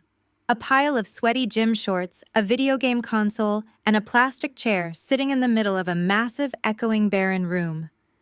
It was the absolute literal manifestation of everything he brought to our marriage. He wanted to be the undisputed king of the castle, and I had graciously provided him with his throne. I stood in the echoing silence of the grand foyer one last time. The space that had once represented a decade of my quiet sacrifices was now nothing but bare drywall and empty air. I reached into my structured leather tote bag and pulled out the final piece of my meticulously crafted exit strategy. It was a thick manila envelope, crisp and heavy with legal consequences. Inside was a certified pre-foreclosure notice directly from the bank. Jamal had been so entirely consumed with projecting the image of a wealthy patriarch that he fundamentally misunderstood how his own household operated. For the past 3 months, he had completely ignored the primary mortgage invoices, automatically assuming that the joint checking account he controlled was a bottomless well, magically replenishing itself. He had no idea that I had quietly severed the automated transfers from my corporate trust the exact moment I found Destiny's cheap lip gloss sitting on my bathroom counter. He had spent the last 90 days aggressively funneling his mid-level corporate salary into designer bags for his mistress, luxury car lease payments, and exorbitant catering deposits for tonight's grand gala, while the actual roof over his head slipped quietly into default. He was technically bankrupt, and the bank was officially calling in the massive debt. I pulled a strip of heavy-duty masking tape from my clipboard and secured the manila envelope directly to the center of the heavy oak front door, right at eye level. It was the perfect greeting card for a man who cared about nothing but appearances. I stepped out onto the wide stone porch and pulled the heavy door shut behind me. I slid my key into the deadbolt and turned it, feeling the solid metallic thud lock the emptiness inside. Standing on the top step, I took a long moment to admire the sheer brilliance of the optical illusion I had just finalized. From the outside, the Buckhead estate looked like the absolute pinnacle of Southern high society. The manicured lawn was a vibrant emerald green. The sculpted hedges were perfectly trimmed. The exterior landscaping lights had automatically engaged, casting a warm, welcoming glow against the expensive brick facade. It was the exact picture of Black excellence and generational wealth that Corinne had demanded her son project to the world. But it was nothing more than a beautiful, decaying movie set. I had meticulously hollowed out the core, leaving behind a magnificent shell. I walked down the sweeping driveway, my designer loafers clicking sharply against the pavement. My driver had already repositioned my Maybach across the street, sliding the sleek black vehicle seamlessly into the long shadows of a massive oak tree. I climbed into the spacious back seat, settling into the plush leather interior. I poured myself a glass of chilled sparkling water from the mini fridge and leaned back into the comfortable upholstery. The privacy screens were raised and the heavily tinted windows provided me with the ultimate front row seat to the impending devastation. I took a slow sip of my water and settled in to watch the show. The afternoon sun began its slow descent, dipping below the tree line and painting the Atlanta sky in brilliant shades of burnt orange and deep purple. As the clock on my dashboard ticked closer to 5 o'clock, the first wave of Jamal's meticulously planned illusion began to arrive. A fleet of pristine white catering vans pulled onto the quiet suburban street, parking in a neat, organized line along the curb. I watched as dozens of event staff poured out wearing crisp black uniforms. They carried heavy silver warming trays, tall stacks of folding tables, and large plastic crates filled with delicate champagne flutes. They marched confidently up the driveway, completely unaware that the commercial kitchen they expected to use had been entirely stripped of its smart appliances, its prep tables, and its functioning water lines.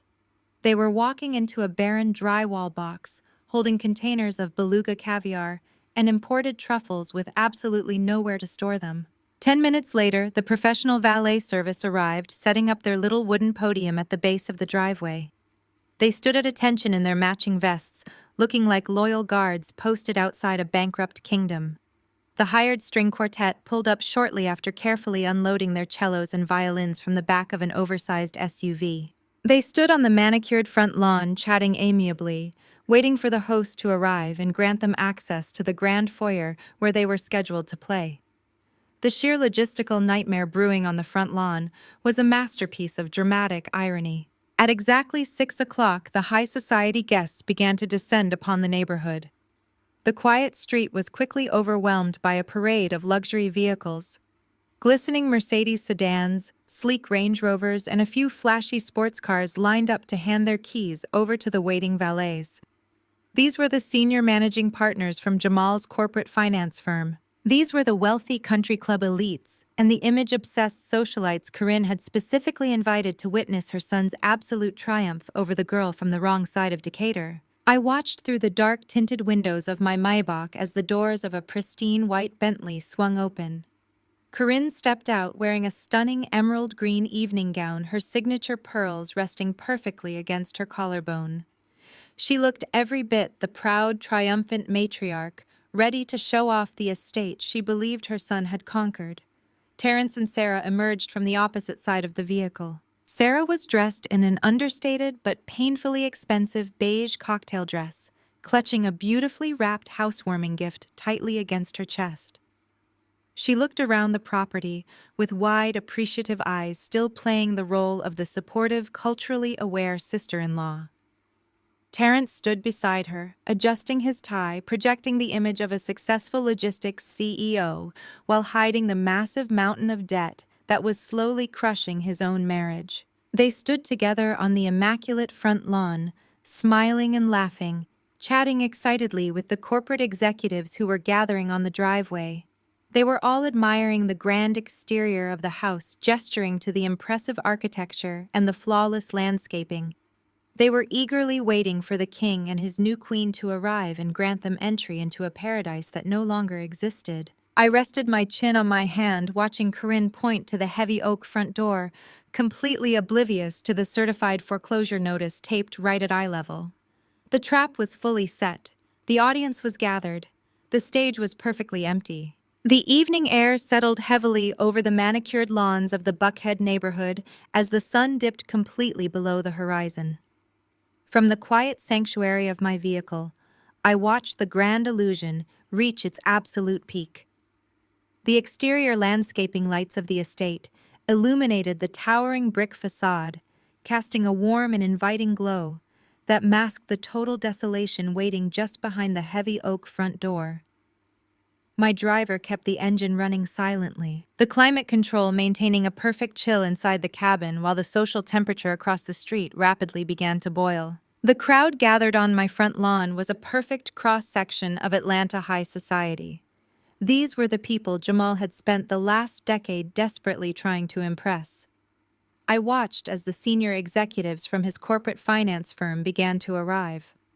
Mr. Caldwell, the stern managing partner who held the keys to the vice president position Jamal had been chasing for 3 years, stepped out of a sleek town car. Corinne immediately gravitated toward him. She floated across the grass in her emerald evening gown, her signature pearls gleaming under the outdoor lights. She greeted Mr. Caldwell with the practiced charm of a woman who believed her family name carried infinite weight. She gestured proudly to the sweeping architecture of the estate, taking full credit for a level of black excellence she had absolutely no hand in building. Sarah stood nearby, hovering awkwardly near her husband Terrence. She was wearing a beige cocktail dress that screamed quiet luxury, trying desperately to blend in with a culture she only engaged with when it suited her social calendar. I watched Sarah attempt to make culturally competent small talk with a group of Jamal's fraternity brothers, her performative allyship on full display as she praised the upscale elegance of the neighborhood. Terrence looked physically ill. He kept checking his watch and glancing nervously at the street, fully aware that the financial foundation of his own marriage was crumbling and terrified that my threat from the country club was about to materialize. The most amusing part of the spectacle was the sheer confusion radiating from the event staff. The catering team had unloaded massive silver warming trays and crates of imported champagne, but they were entirely stranded on the front porch. I watched the head caterer approach Corinne politely, trying to explain that his team could not access the commercial kitchen. Corinne waved him away with a dismissive flick of her wrist, too deeply engrossed in her conversation with Mr. Caldwell to be bothered by trivial logistics. The hired string quartet, unsure of where to set up, simply stood near the garden hedges, their cellos and violins resting awkwardly on the grass. Then a long white rented stretch limousine turned onto the quiet street. It was a glaringly cliché mode of transportation, a desperate attempt to manufacture an aura of celebrity. The heavy vehicle rolled slowly up the circular driveway, the tires crunching against the pristine paving stones. The gathered crowd turned their attention to the driveway, a murmur of anticipation rippling through the wealthy guests. Corinne clapped her hands together in delight, signaling to the executives that the king of the castle had finally arrived. The chauffeur stepped out and moved to open the rear door. Jamal emerged first, stepping into the warm evening air wearing a custom-tailored tuxedo. He buttoned his jacket with a smooth, practiced motion, projecting the absolute confidence of a self-made titan of industry. He smiled broadly, soaking in the admiring glances of his corporate superiors and his fraternity brothers. He reached his hand back into the dark interior of the limousine to assist his new queen. Destiny stepped out onto the driveway, and I had to suppress a genuine laugh. She was wearing a completely over-the-top floor-length sequined gown that looked like it belonged at a cheap pageant rather than a high-society housewarming gala. She leaned heavily on Jamal's arm, her chest puffed out with arrogant pride, soaking up the attention she had contributed nothing to earn.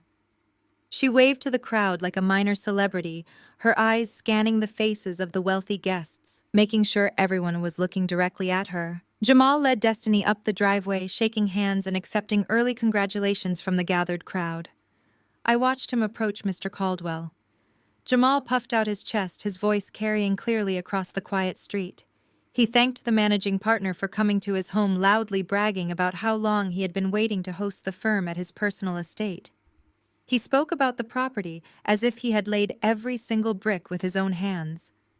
Mr. Caldwell nodded approvingly, clearly impressed by the sheer scale of the property Jamal supposedly owned. Corinne swooped in, kissing Jamal on both cheeks before pulling Destiny into a highly visible maternal embrace.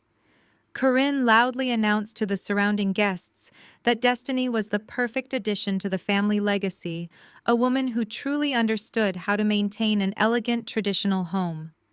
Sarah clapped her hands in performative delight, offering her premature congratulations on the engagement, completely blind to the fact that she was cheering for a captain on a sinking ship. Jamal raised his hands, gesturing for the crowd of 50 elite guests to gather closer to the front steps. He wanted a grand audience for his triumphant entry. He delivered a short, arrogant speech about new beginnings, corporate success, and building a legacy of generational wealth. He thanked his mother for her guidance, entirely erasing the 10 years I had spent funding his entire reality. He then turned to Destiny, gazing at her with manufactured adoration, and promised the crowd that the woman standing beside him was the future of his empire. Destiny took the cue perfectly. She stepped up to the front landing, holding her designer clutch, her face glowing with intense greed. She turned back to face the crowd of executives and socialites. She promised them an evening of absolute unmatched opulence. She loudly bragged about the imported Italian leather sofas waiting inside the custom artwork she claimed to have curated herself, and the massive crystal chandeliers that she promised would provide the perfect lighting for their champagne toast. The guests murmured in polite, eager anticipation. They stepped closer to the porch, waiting to be ushered into the luxurious paradise Destiny was describing. Destiny turned around to face the heavy oak double doors. She reached out her manicured fingers, brushing against the thick manila envelope I had securely taped right at eye level. She frowned for a fraction of a second, annoyed that a piece of paper was disrupting the aesthetic of her grand entrance. She did not bother to read the bold red pre-foreclosure warnings printed across the front. She simply ripped the envelope off the wood and shoved it carelessly into Jamal's chest. Jamal grabbed the envelope without looking at it, too busy maintaining his charming smile for Mr. Caldwell to care about a random delivery notice. Destiny retrieved a shiny brass key from her clutch. She held it up for a brief theatrical moment, making sure the crowd saw her officially unlocking her stolen kingdom. She slid the key into the deadbolt and turned it.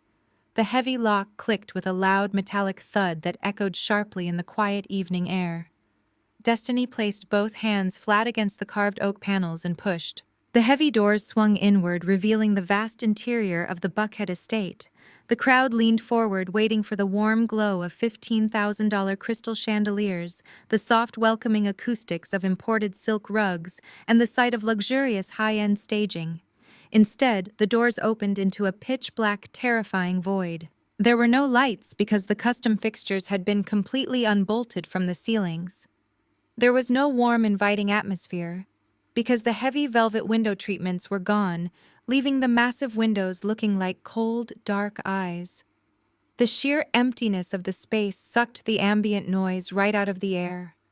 The vast, barren expanse of the grand foyer looked like the inside of an abandoned warehouse. Destiny took one confident step over the threshold, her high heels striking the bare, unprotected hardwood floor. The sound echoed violently, a sharp, hollow crack that bounced off the empty drywall and reverberated through the barren house. She stopped dead in her tracks. The triumphant, greedy smile that had been plastered across her face instantly vanished. Her shoulders stiffened, and her arms dropped limply to her sides. I watched from the dark, quiet sanctuary of my vehicle as Destiny stared into the cavernous, stripped-down reality of the man she had chosen to steal.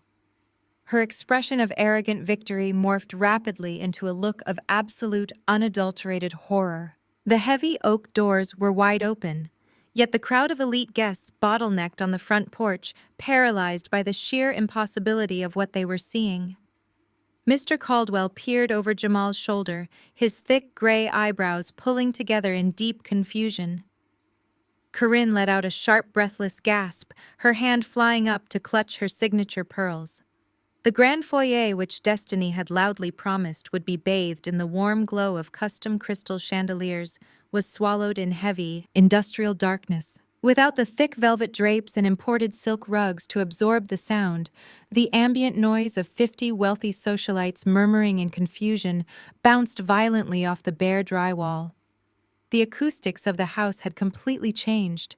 It no longer sounded like a high society mansion. It sounded like a massive, abandoned warehouse. Destiny stood frozen just inside the doorway. Her trembling hand reached out to the wall, instinctively flicking the gold-plated light switch. Nothing happened. The electrical wires above them were capped with bright yellow plastic connectors, dangling uselessly from the empty ceiling mounts. The head caterer squeezed his way to the front of the crowd, holding a massive silver warming tray filled with expensive hors d'oeuvres. He looked at the vast, empty expanse of the house, and then looked at Corinne, asking where he should set up the serving stations. There were no prep tables. There were no kitchen islands. There was absolutely nothing. Jamal shoved his way past Destiny, his tailored tuxedo brushing roughly against her cheap sequined gown. He stepped into the dark foyer, his leather dress shoes slapping harshly against the bare hardwood floor.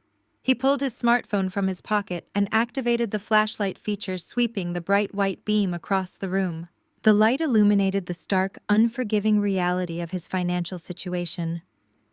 The walls were completely bare, marked only by the tiny nail holes where my curated art collection used to hang.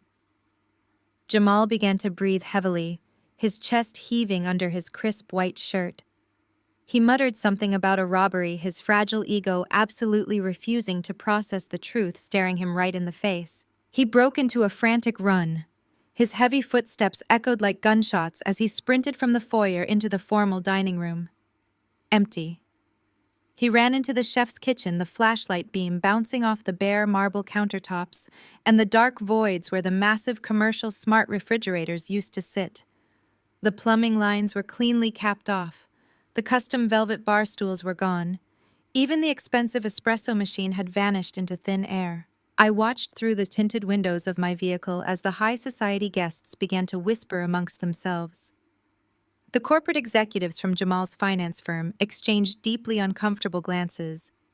This was the man who was supposed to be promoted to vice president, the man who claimed to manage vast portfolios of wealth, and he was currently running through a stripped-down pitch-black house like a frantic rat in a maze. Jamal sprinted back out of the kitchen and headed straight for the grand parlor. This was the massive sunken living room where he had planned to host his triumphant champagne toast in front of Atlanta's elite. He swept his flashlight across the vast empty floorboards, desperately searching for any sign of his manufactured wealth. The bright white beam finally stopped hitting the exact center of the room. There, illuminated perfectly in the darkness, sat the only items he legally owned: a sad, pathetic pile of faded gym shorts, his video game console with its tangled black cords, and sitting right in front of the pile, a single cheap white plastic lawn chair. Jamal stared at the plastic chair, his shoulders slumping as the devastating reality finally crashed down upon him. He had no furniture, he had no wealth, he had no kingdom. He was a complete fraud, and his entire professional and social circle was standing right outside the door, watching his illusion evaporate into nothing. Corinne pushed her way inside, her emerald evening gown swishing against the bare floors. She demanded to know what was going on, her voice shrill and echoing wildly in the barren space. Sarah followed closely behind her, clutching her beautifully wrapped housewarming gift tightly against her chest, looking absolutely terrified as she remembered the chilling warning I had given her at the country club. Terrence stayed firmly planted on the front porch, his eyes wide with the sudden, horrifying realization of exactly what kind of woman he had secretly borrowed $40,000 from. The panic inside the house was palpable. Destiny began to cry, her loud, dramatic sobs bouncing off the empty walls. She accused Jamal of lying to her, demanding to know where her beautiful Italian leather sofas had gone. Jamal stood in the center of the dark living room, staring blankly at his plastic lawn chair, completely incapable of forming a coherent sentence to defend himself. It was time for the architect of this beautiful disaster to enter the stage. I gave my driver a single nod. I opened the heavy door of my Maybach and stepped out into the warm evening air. My tailored emerald green power suit looked flawless under the streetlights. I held a single delicate crystal flute filled with imported champagne that I had poured from the mini fridge in the back of my car. I walked slowly across the quiet street, my designer loafers tapping a steady, confident rhythm against the pavement. The crowd of elite guests standing on the front lawn parted for me instantly. They stepped aside, their eyes wide, with a mixture of shock, awe, and morbid fascination. They did not know exactly who I was, but they could clearly see that I was the woman holding all the power. I walked up the sweeping brick driveway, passing the confused caterers and the stranded string quartet. I climbed the stone steps to the front porch, moving right through the center of the bewildered corporate executives who were actively rethinking every professional evaluation they had ever given my husband. I reached the threshold of the heavy oak doors and stepped into the dark, echoing foyer. I stood perfectly still, the exterior landscaping lights casting a long, commanding shadow into the house ahead of me. I took a slow, elegant sip of my champagne, the crystal catching the ambient light, and waited for them to notice I had arrived. The first person to notice my presence was not my husband. It was Mr. Caldwell. The senior managing partner had been standing near the edge of the dark living room, his arms crossed tightly over his chest, as he watched Jamal stumble around like a desperate fool. Mr. Caldwell turned his head, his sharp eyes catching the silhouette of my tailored emerald suit standing in the threshold of the grand double doors. He did not say a word, but his sudden, rigid posture drew the attention of the other corporate executives. One by one, the wealthy guests turned toward the foyer. The frantic, echoing murmurs died down until the barren house was completely silent, save for the heavy, panicked breathing of the man in the center of the room. Jamal finally stopped spinning his flashlight around the empty walls. He followed the gaze of his superiors, the bright white beam of his phone sweeping across the hardwood floor until it hit the toes of my designer loafers. He slowly raised the light, illuminating my face. I did not flinch. I did not blink. I simply took another slow, deliberate sip of my champagne, letting the crisp, cold liquid coat my throat. Iman Jamal breathed out, his voice cracking violently in the quiet, cavernous space. His initial shock was instantly swallowed by a tidal wave of misdirected, humiliated rage. He marched toward me, his heavy footsteps echoing like hammer strikes against the bare floorboards. He stopped just a few feet away, his face contorted in a mask of pure fury, his chest heaving under his tuxedo jacket. "Where is my furniture?" he demanded, his voice dropping to a harsh, threatening growl. "What kind of psychotic stunt are you trying to pull in front of my firm? You stole my property. You stripped my house. I am going to have you arrested right now." I looked at his outstretched, trembling finger. I looked at the beads of sweat forming on his forehead. I reached my free hand into my structured leather tote bag and pulled out two crisp, thick manila folders. They were bound perfectly, the legal seals stamped and visible even in the dim lighting of the foyer. I held the folders out to him. Jamal stared at them for a second before snatching them from my grip, nearly dropping his phone in the process. He fumbled with the covers, his eyes darting across the heavy legal text, as Mr. Caldwell and the other executives subtly stepped closer, their corporate instincts sensing a massive financial disaster unfolding. I pitched my voice perfectly. I did not yell. I did not scream. I spoke with the resonant, unwavering authority of a woman who completely owned the ground she was standing on. I made sure my words bounced cleanly off the bare drywall, carrying to every single person huddled in the dark living room. "You told me to take my personal belongings, Jamal," I said, my voice echoing through the hollow estate. "I am a woman of my word. I took exactly what belonged to me." Jamal stared at the papers, his mouth opening and closing without producing a single sound.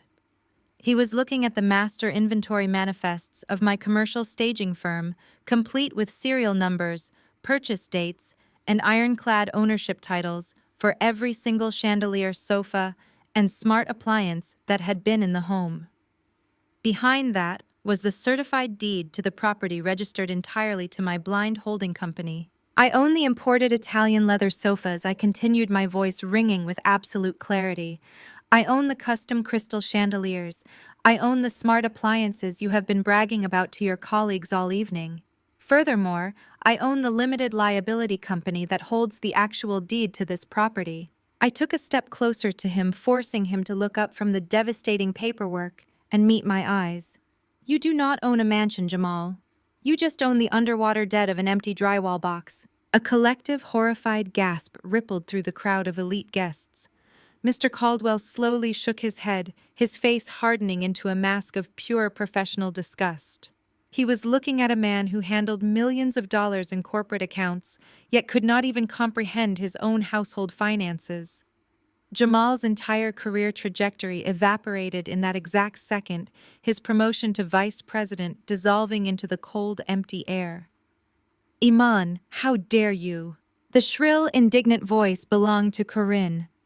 My mother-in-law pushed her way to the front of the crowd, her emerald evening gown swishing aggressively. She clutched her pearls, her face twisted in a desperate attempt to maintain her matriarchal authority in front of her high society friends. "How dare you come here and embarrass this family in front of these important people?" Corinne scolded, pointing a shaking finger at me. "You are acting like a hysterical, bitter woman. You are ruining my son's celebration out of pure spite." I turned my gaze to Corinne, letting the chilling weight of my absolute calm settle over her frantic performance. "There is nothing hysterical about an audit, Corinne," I replied smoothly. "And there is nothing to celebrate.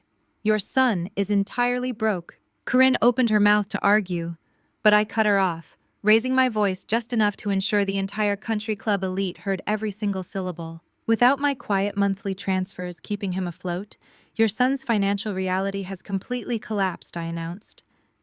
"He maxed out his credit cards to pay for tonight's catering. His luxury car lease is 2 months past due. And because he was too arrogant to realize I stopped funding the joint account, he has not paid the mortgage on this empty house in 90 days. That is why there is a certified pre-foreclosure notice taped to the front door you just walked through." Corinne stumbled back as if I had physically struck her.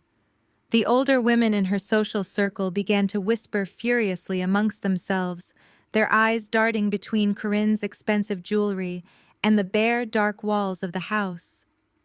The illusion of black excellence and generational wealth she had so desperately clung to was shattered, exposed as a pathetic debt-ridden fantasy funded entirely by the woman from the wrong side of town. Sarah, realizing the social carnage unfolding before her, attempted to step in.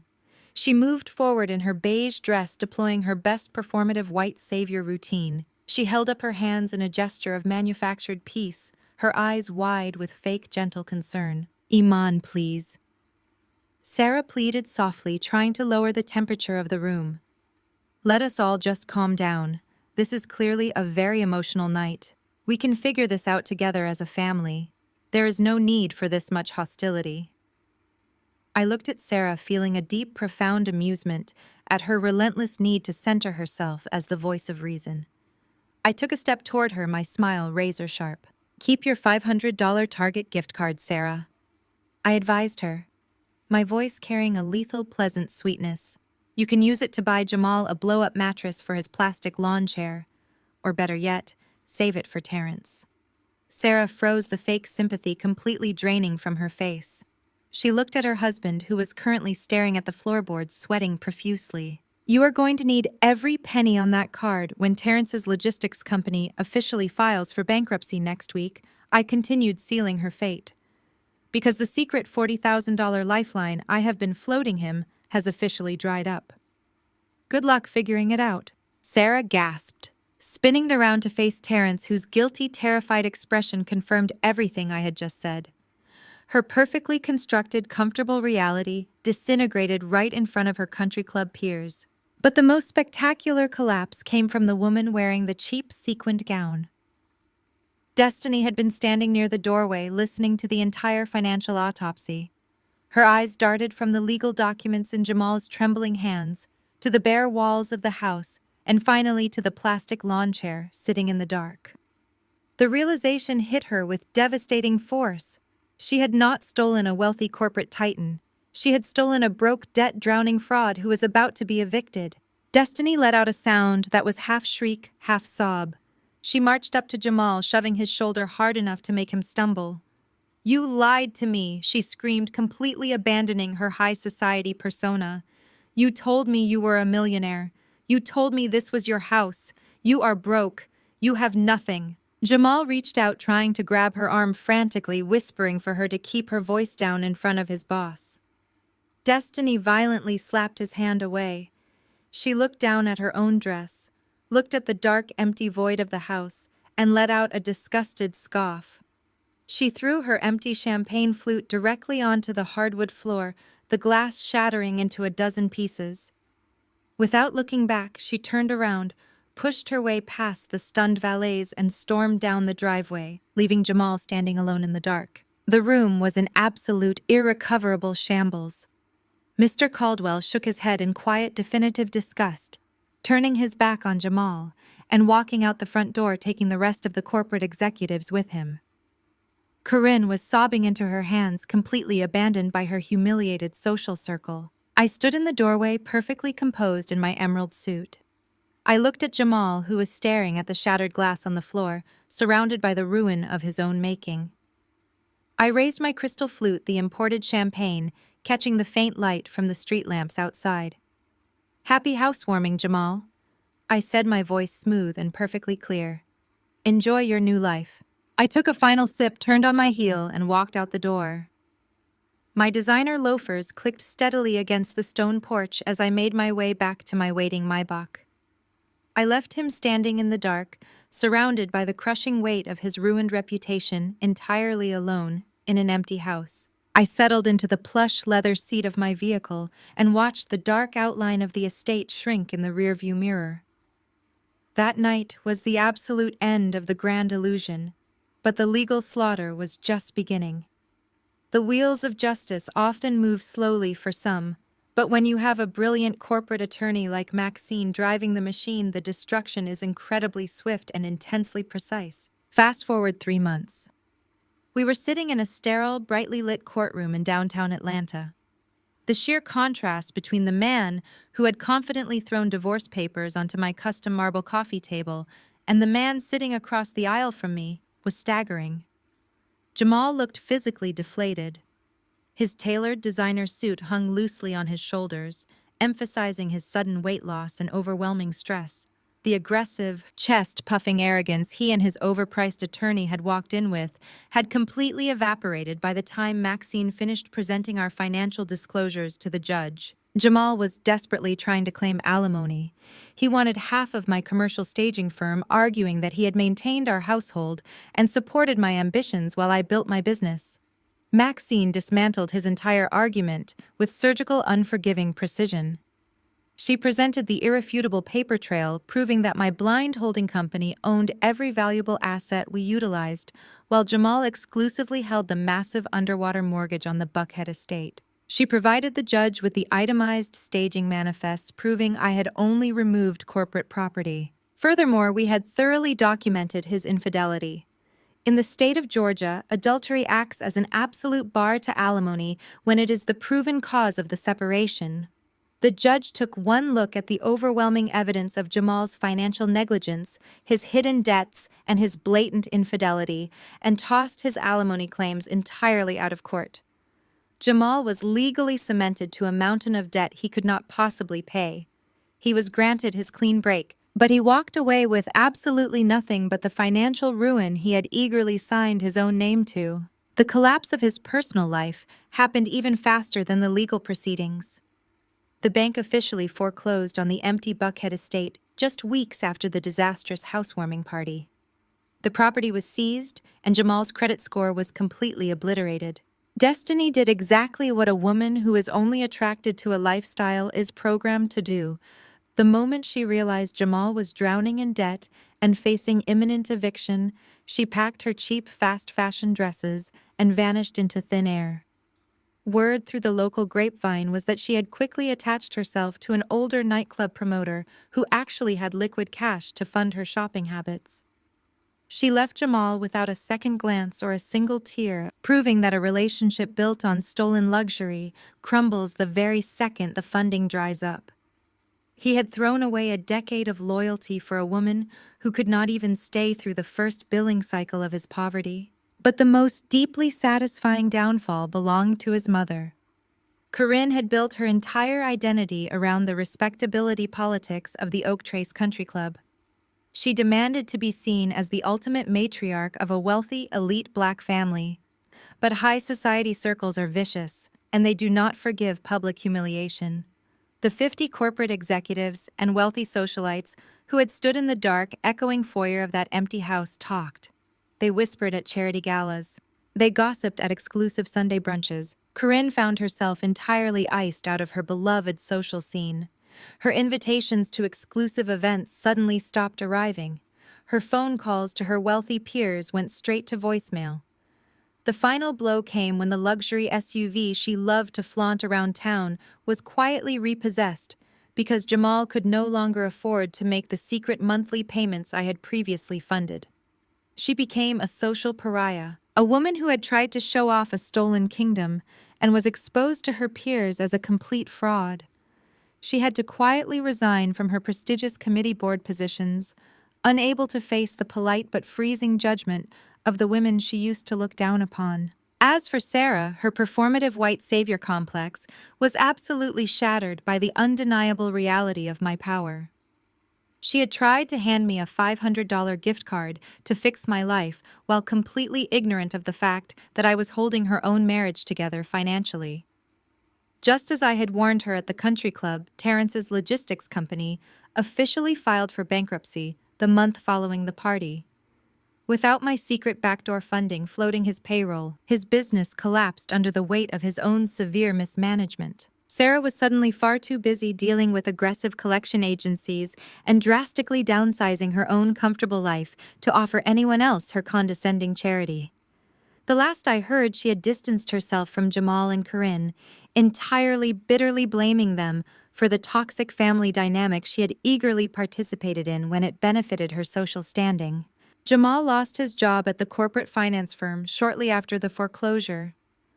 Mr. Caldwell, the managing partner who had witnessed the spectacular implosion of Jamal's fabricated wealth, decided that a man who could not even manage his own household finances had absolutely no business managing millions of dollars in corporate accounts. He was quietly asked to resign to save the firm any further public embarrassment. Stripped of his high-paying salary, his luxury car, and his sprawling mansion, Jamal was forced to face the harsh reality of his actual worth.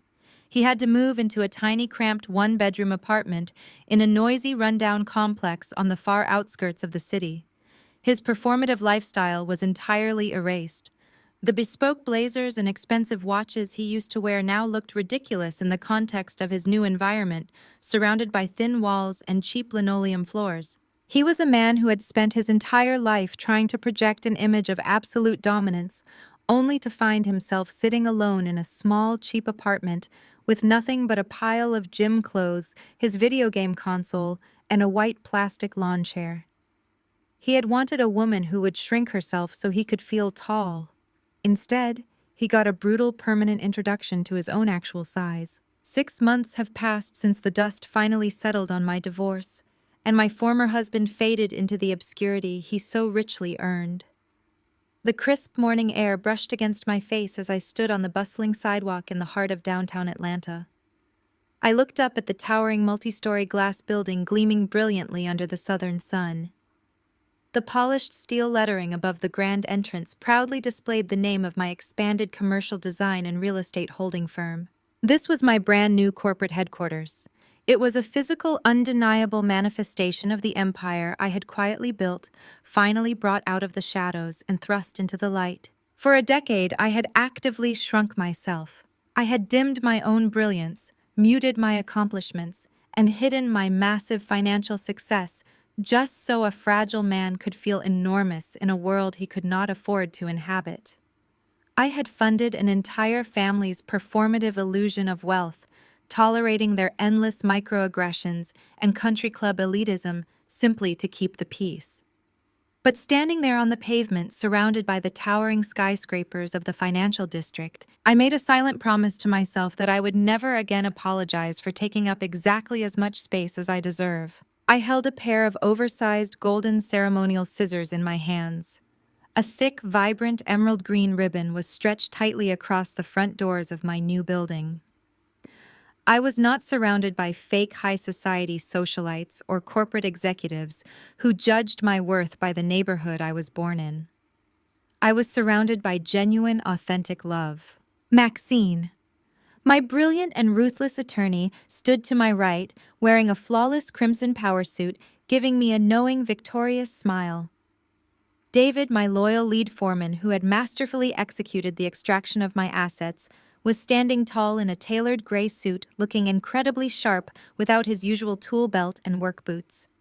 My best friend Keisha was right in the front row, cheering loudly and recording the entire moment on her phone with tears of genuine pride shining in her eyes. There were no forced smiles here. There was no desperate need to impress anyone. It was just a group of authentic, hardworking people celebrating a monumental milestone. This was true Black excellence built on actual equity, relentless ambition, and unshakable loyalty, not least luxury cars and stolen valor. I squeezed the golden handles together, and the thick emerald ribbon sliced cleanly in half. The crowd erupted into loud, joyful applause. The sound did not bounce harshly off barren, abandoned walls. It echoed warmly against the towering glass of an empire that I owned entirely free and clear. We moved the celebration inside the massive sunlit lobby of the new headquarters. It was a vibrant, welcoming space filled with imported textiles, stunning modern lighting, and gorgeous original artwork curated from the very same local creators I had always championed. The furniture here was not going to be loaded into the back of a commercial box truck. It belonged exactly where it was. I excused myself from the lively reception for a brief moment and took the private elevator up to my new executive penthouse office.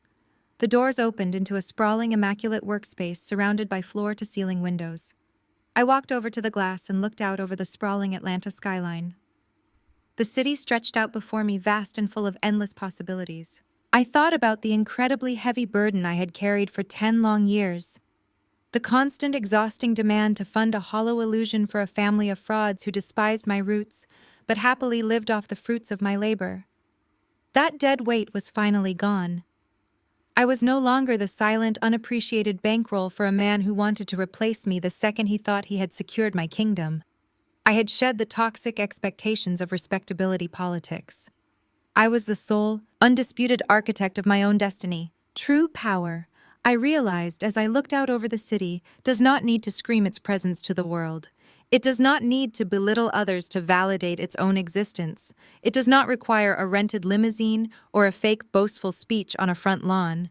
Power is quiet. Power is strategic. Power is knowing your exact worth and absolutely refusing to accept a single penny less. Sometimes you have to completely strip away the comforting illusions in your life to realize what is actually solid beneath your feet. You have to remove the fake luxury, the deceitful partners, and the conditional love to make room for a reality that genuinely belongs to you. You have to be willing to tear the house down to the studs to see if the foundation is actually meant to hold you. Empty houses tell no lies. They reveal the bare, unforgiving, inescapable truth of what we actually possess when the performance stops. Jamal fought ruthlessly for his empty house, and it told him exactly what he was worth. But a house built on truth, funded by authentic labor, and filled with genuine, unwavering love, that is an empire that stands forever. True power does not need to be loud or performative. Your self-worth is never defined by others' validation, especially when dealing with toxic people who only value you for what you can provide. Stripping away the illusion of a perfect life reveals the actual foundation beneath. It is always better to walk away and rebuild on your own terms than to shrink yourself to fit into someone else's fragile ego. Justice comes naturally when you protect your peace, fiercely guard your assets, and let those who betrayed you drown in the inevitable consequences of their own deceitful actions. If you have ever had to strip away a toxic illusion to reclaim your own power, hit the like button, subscribe, and share your triumphant story in the comments below.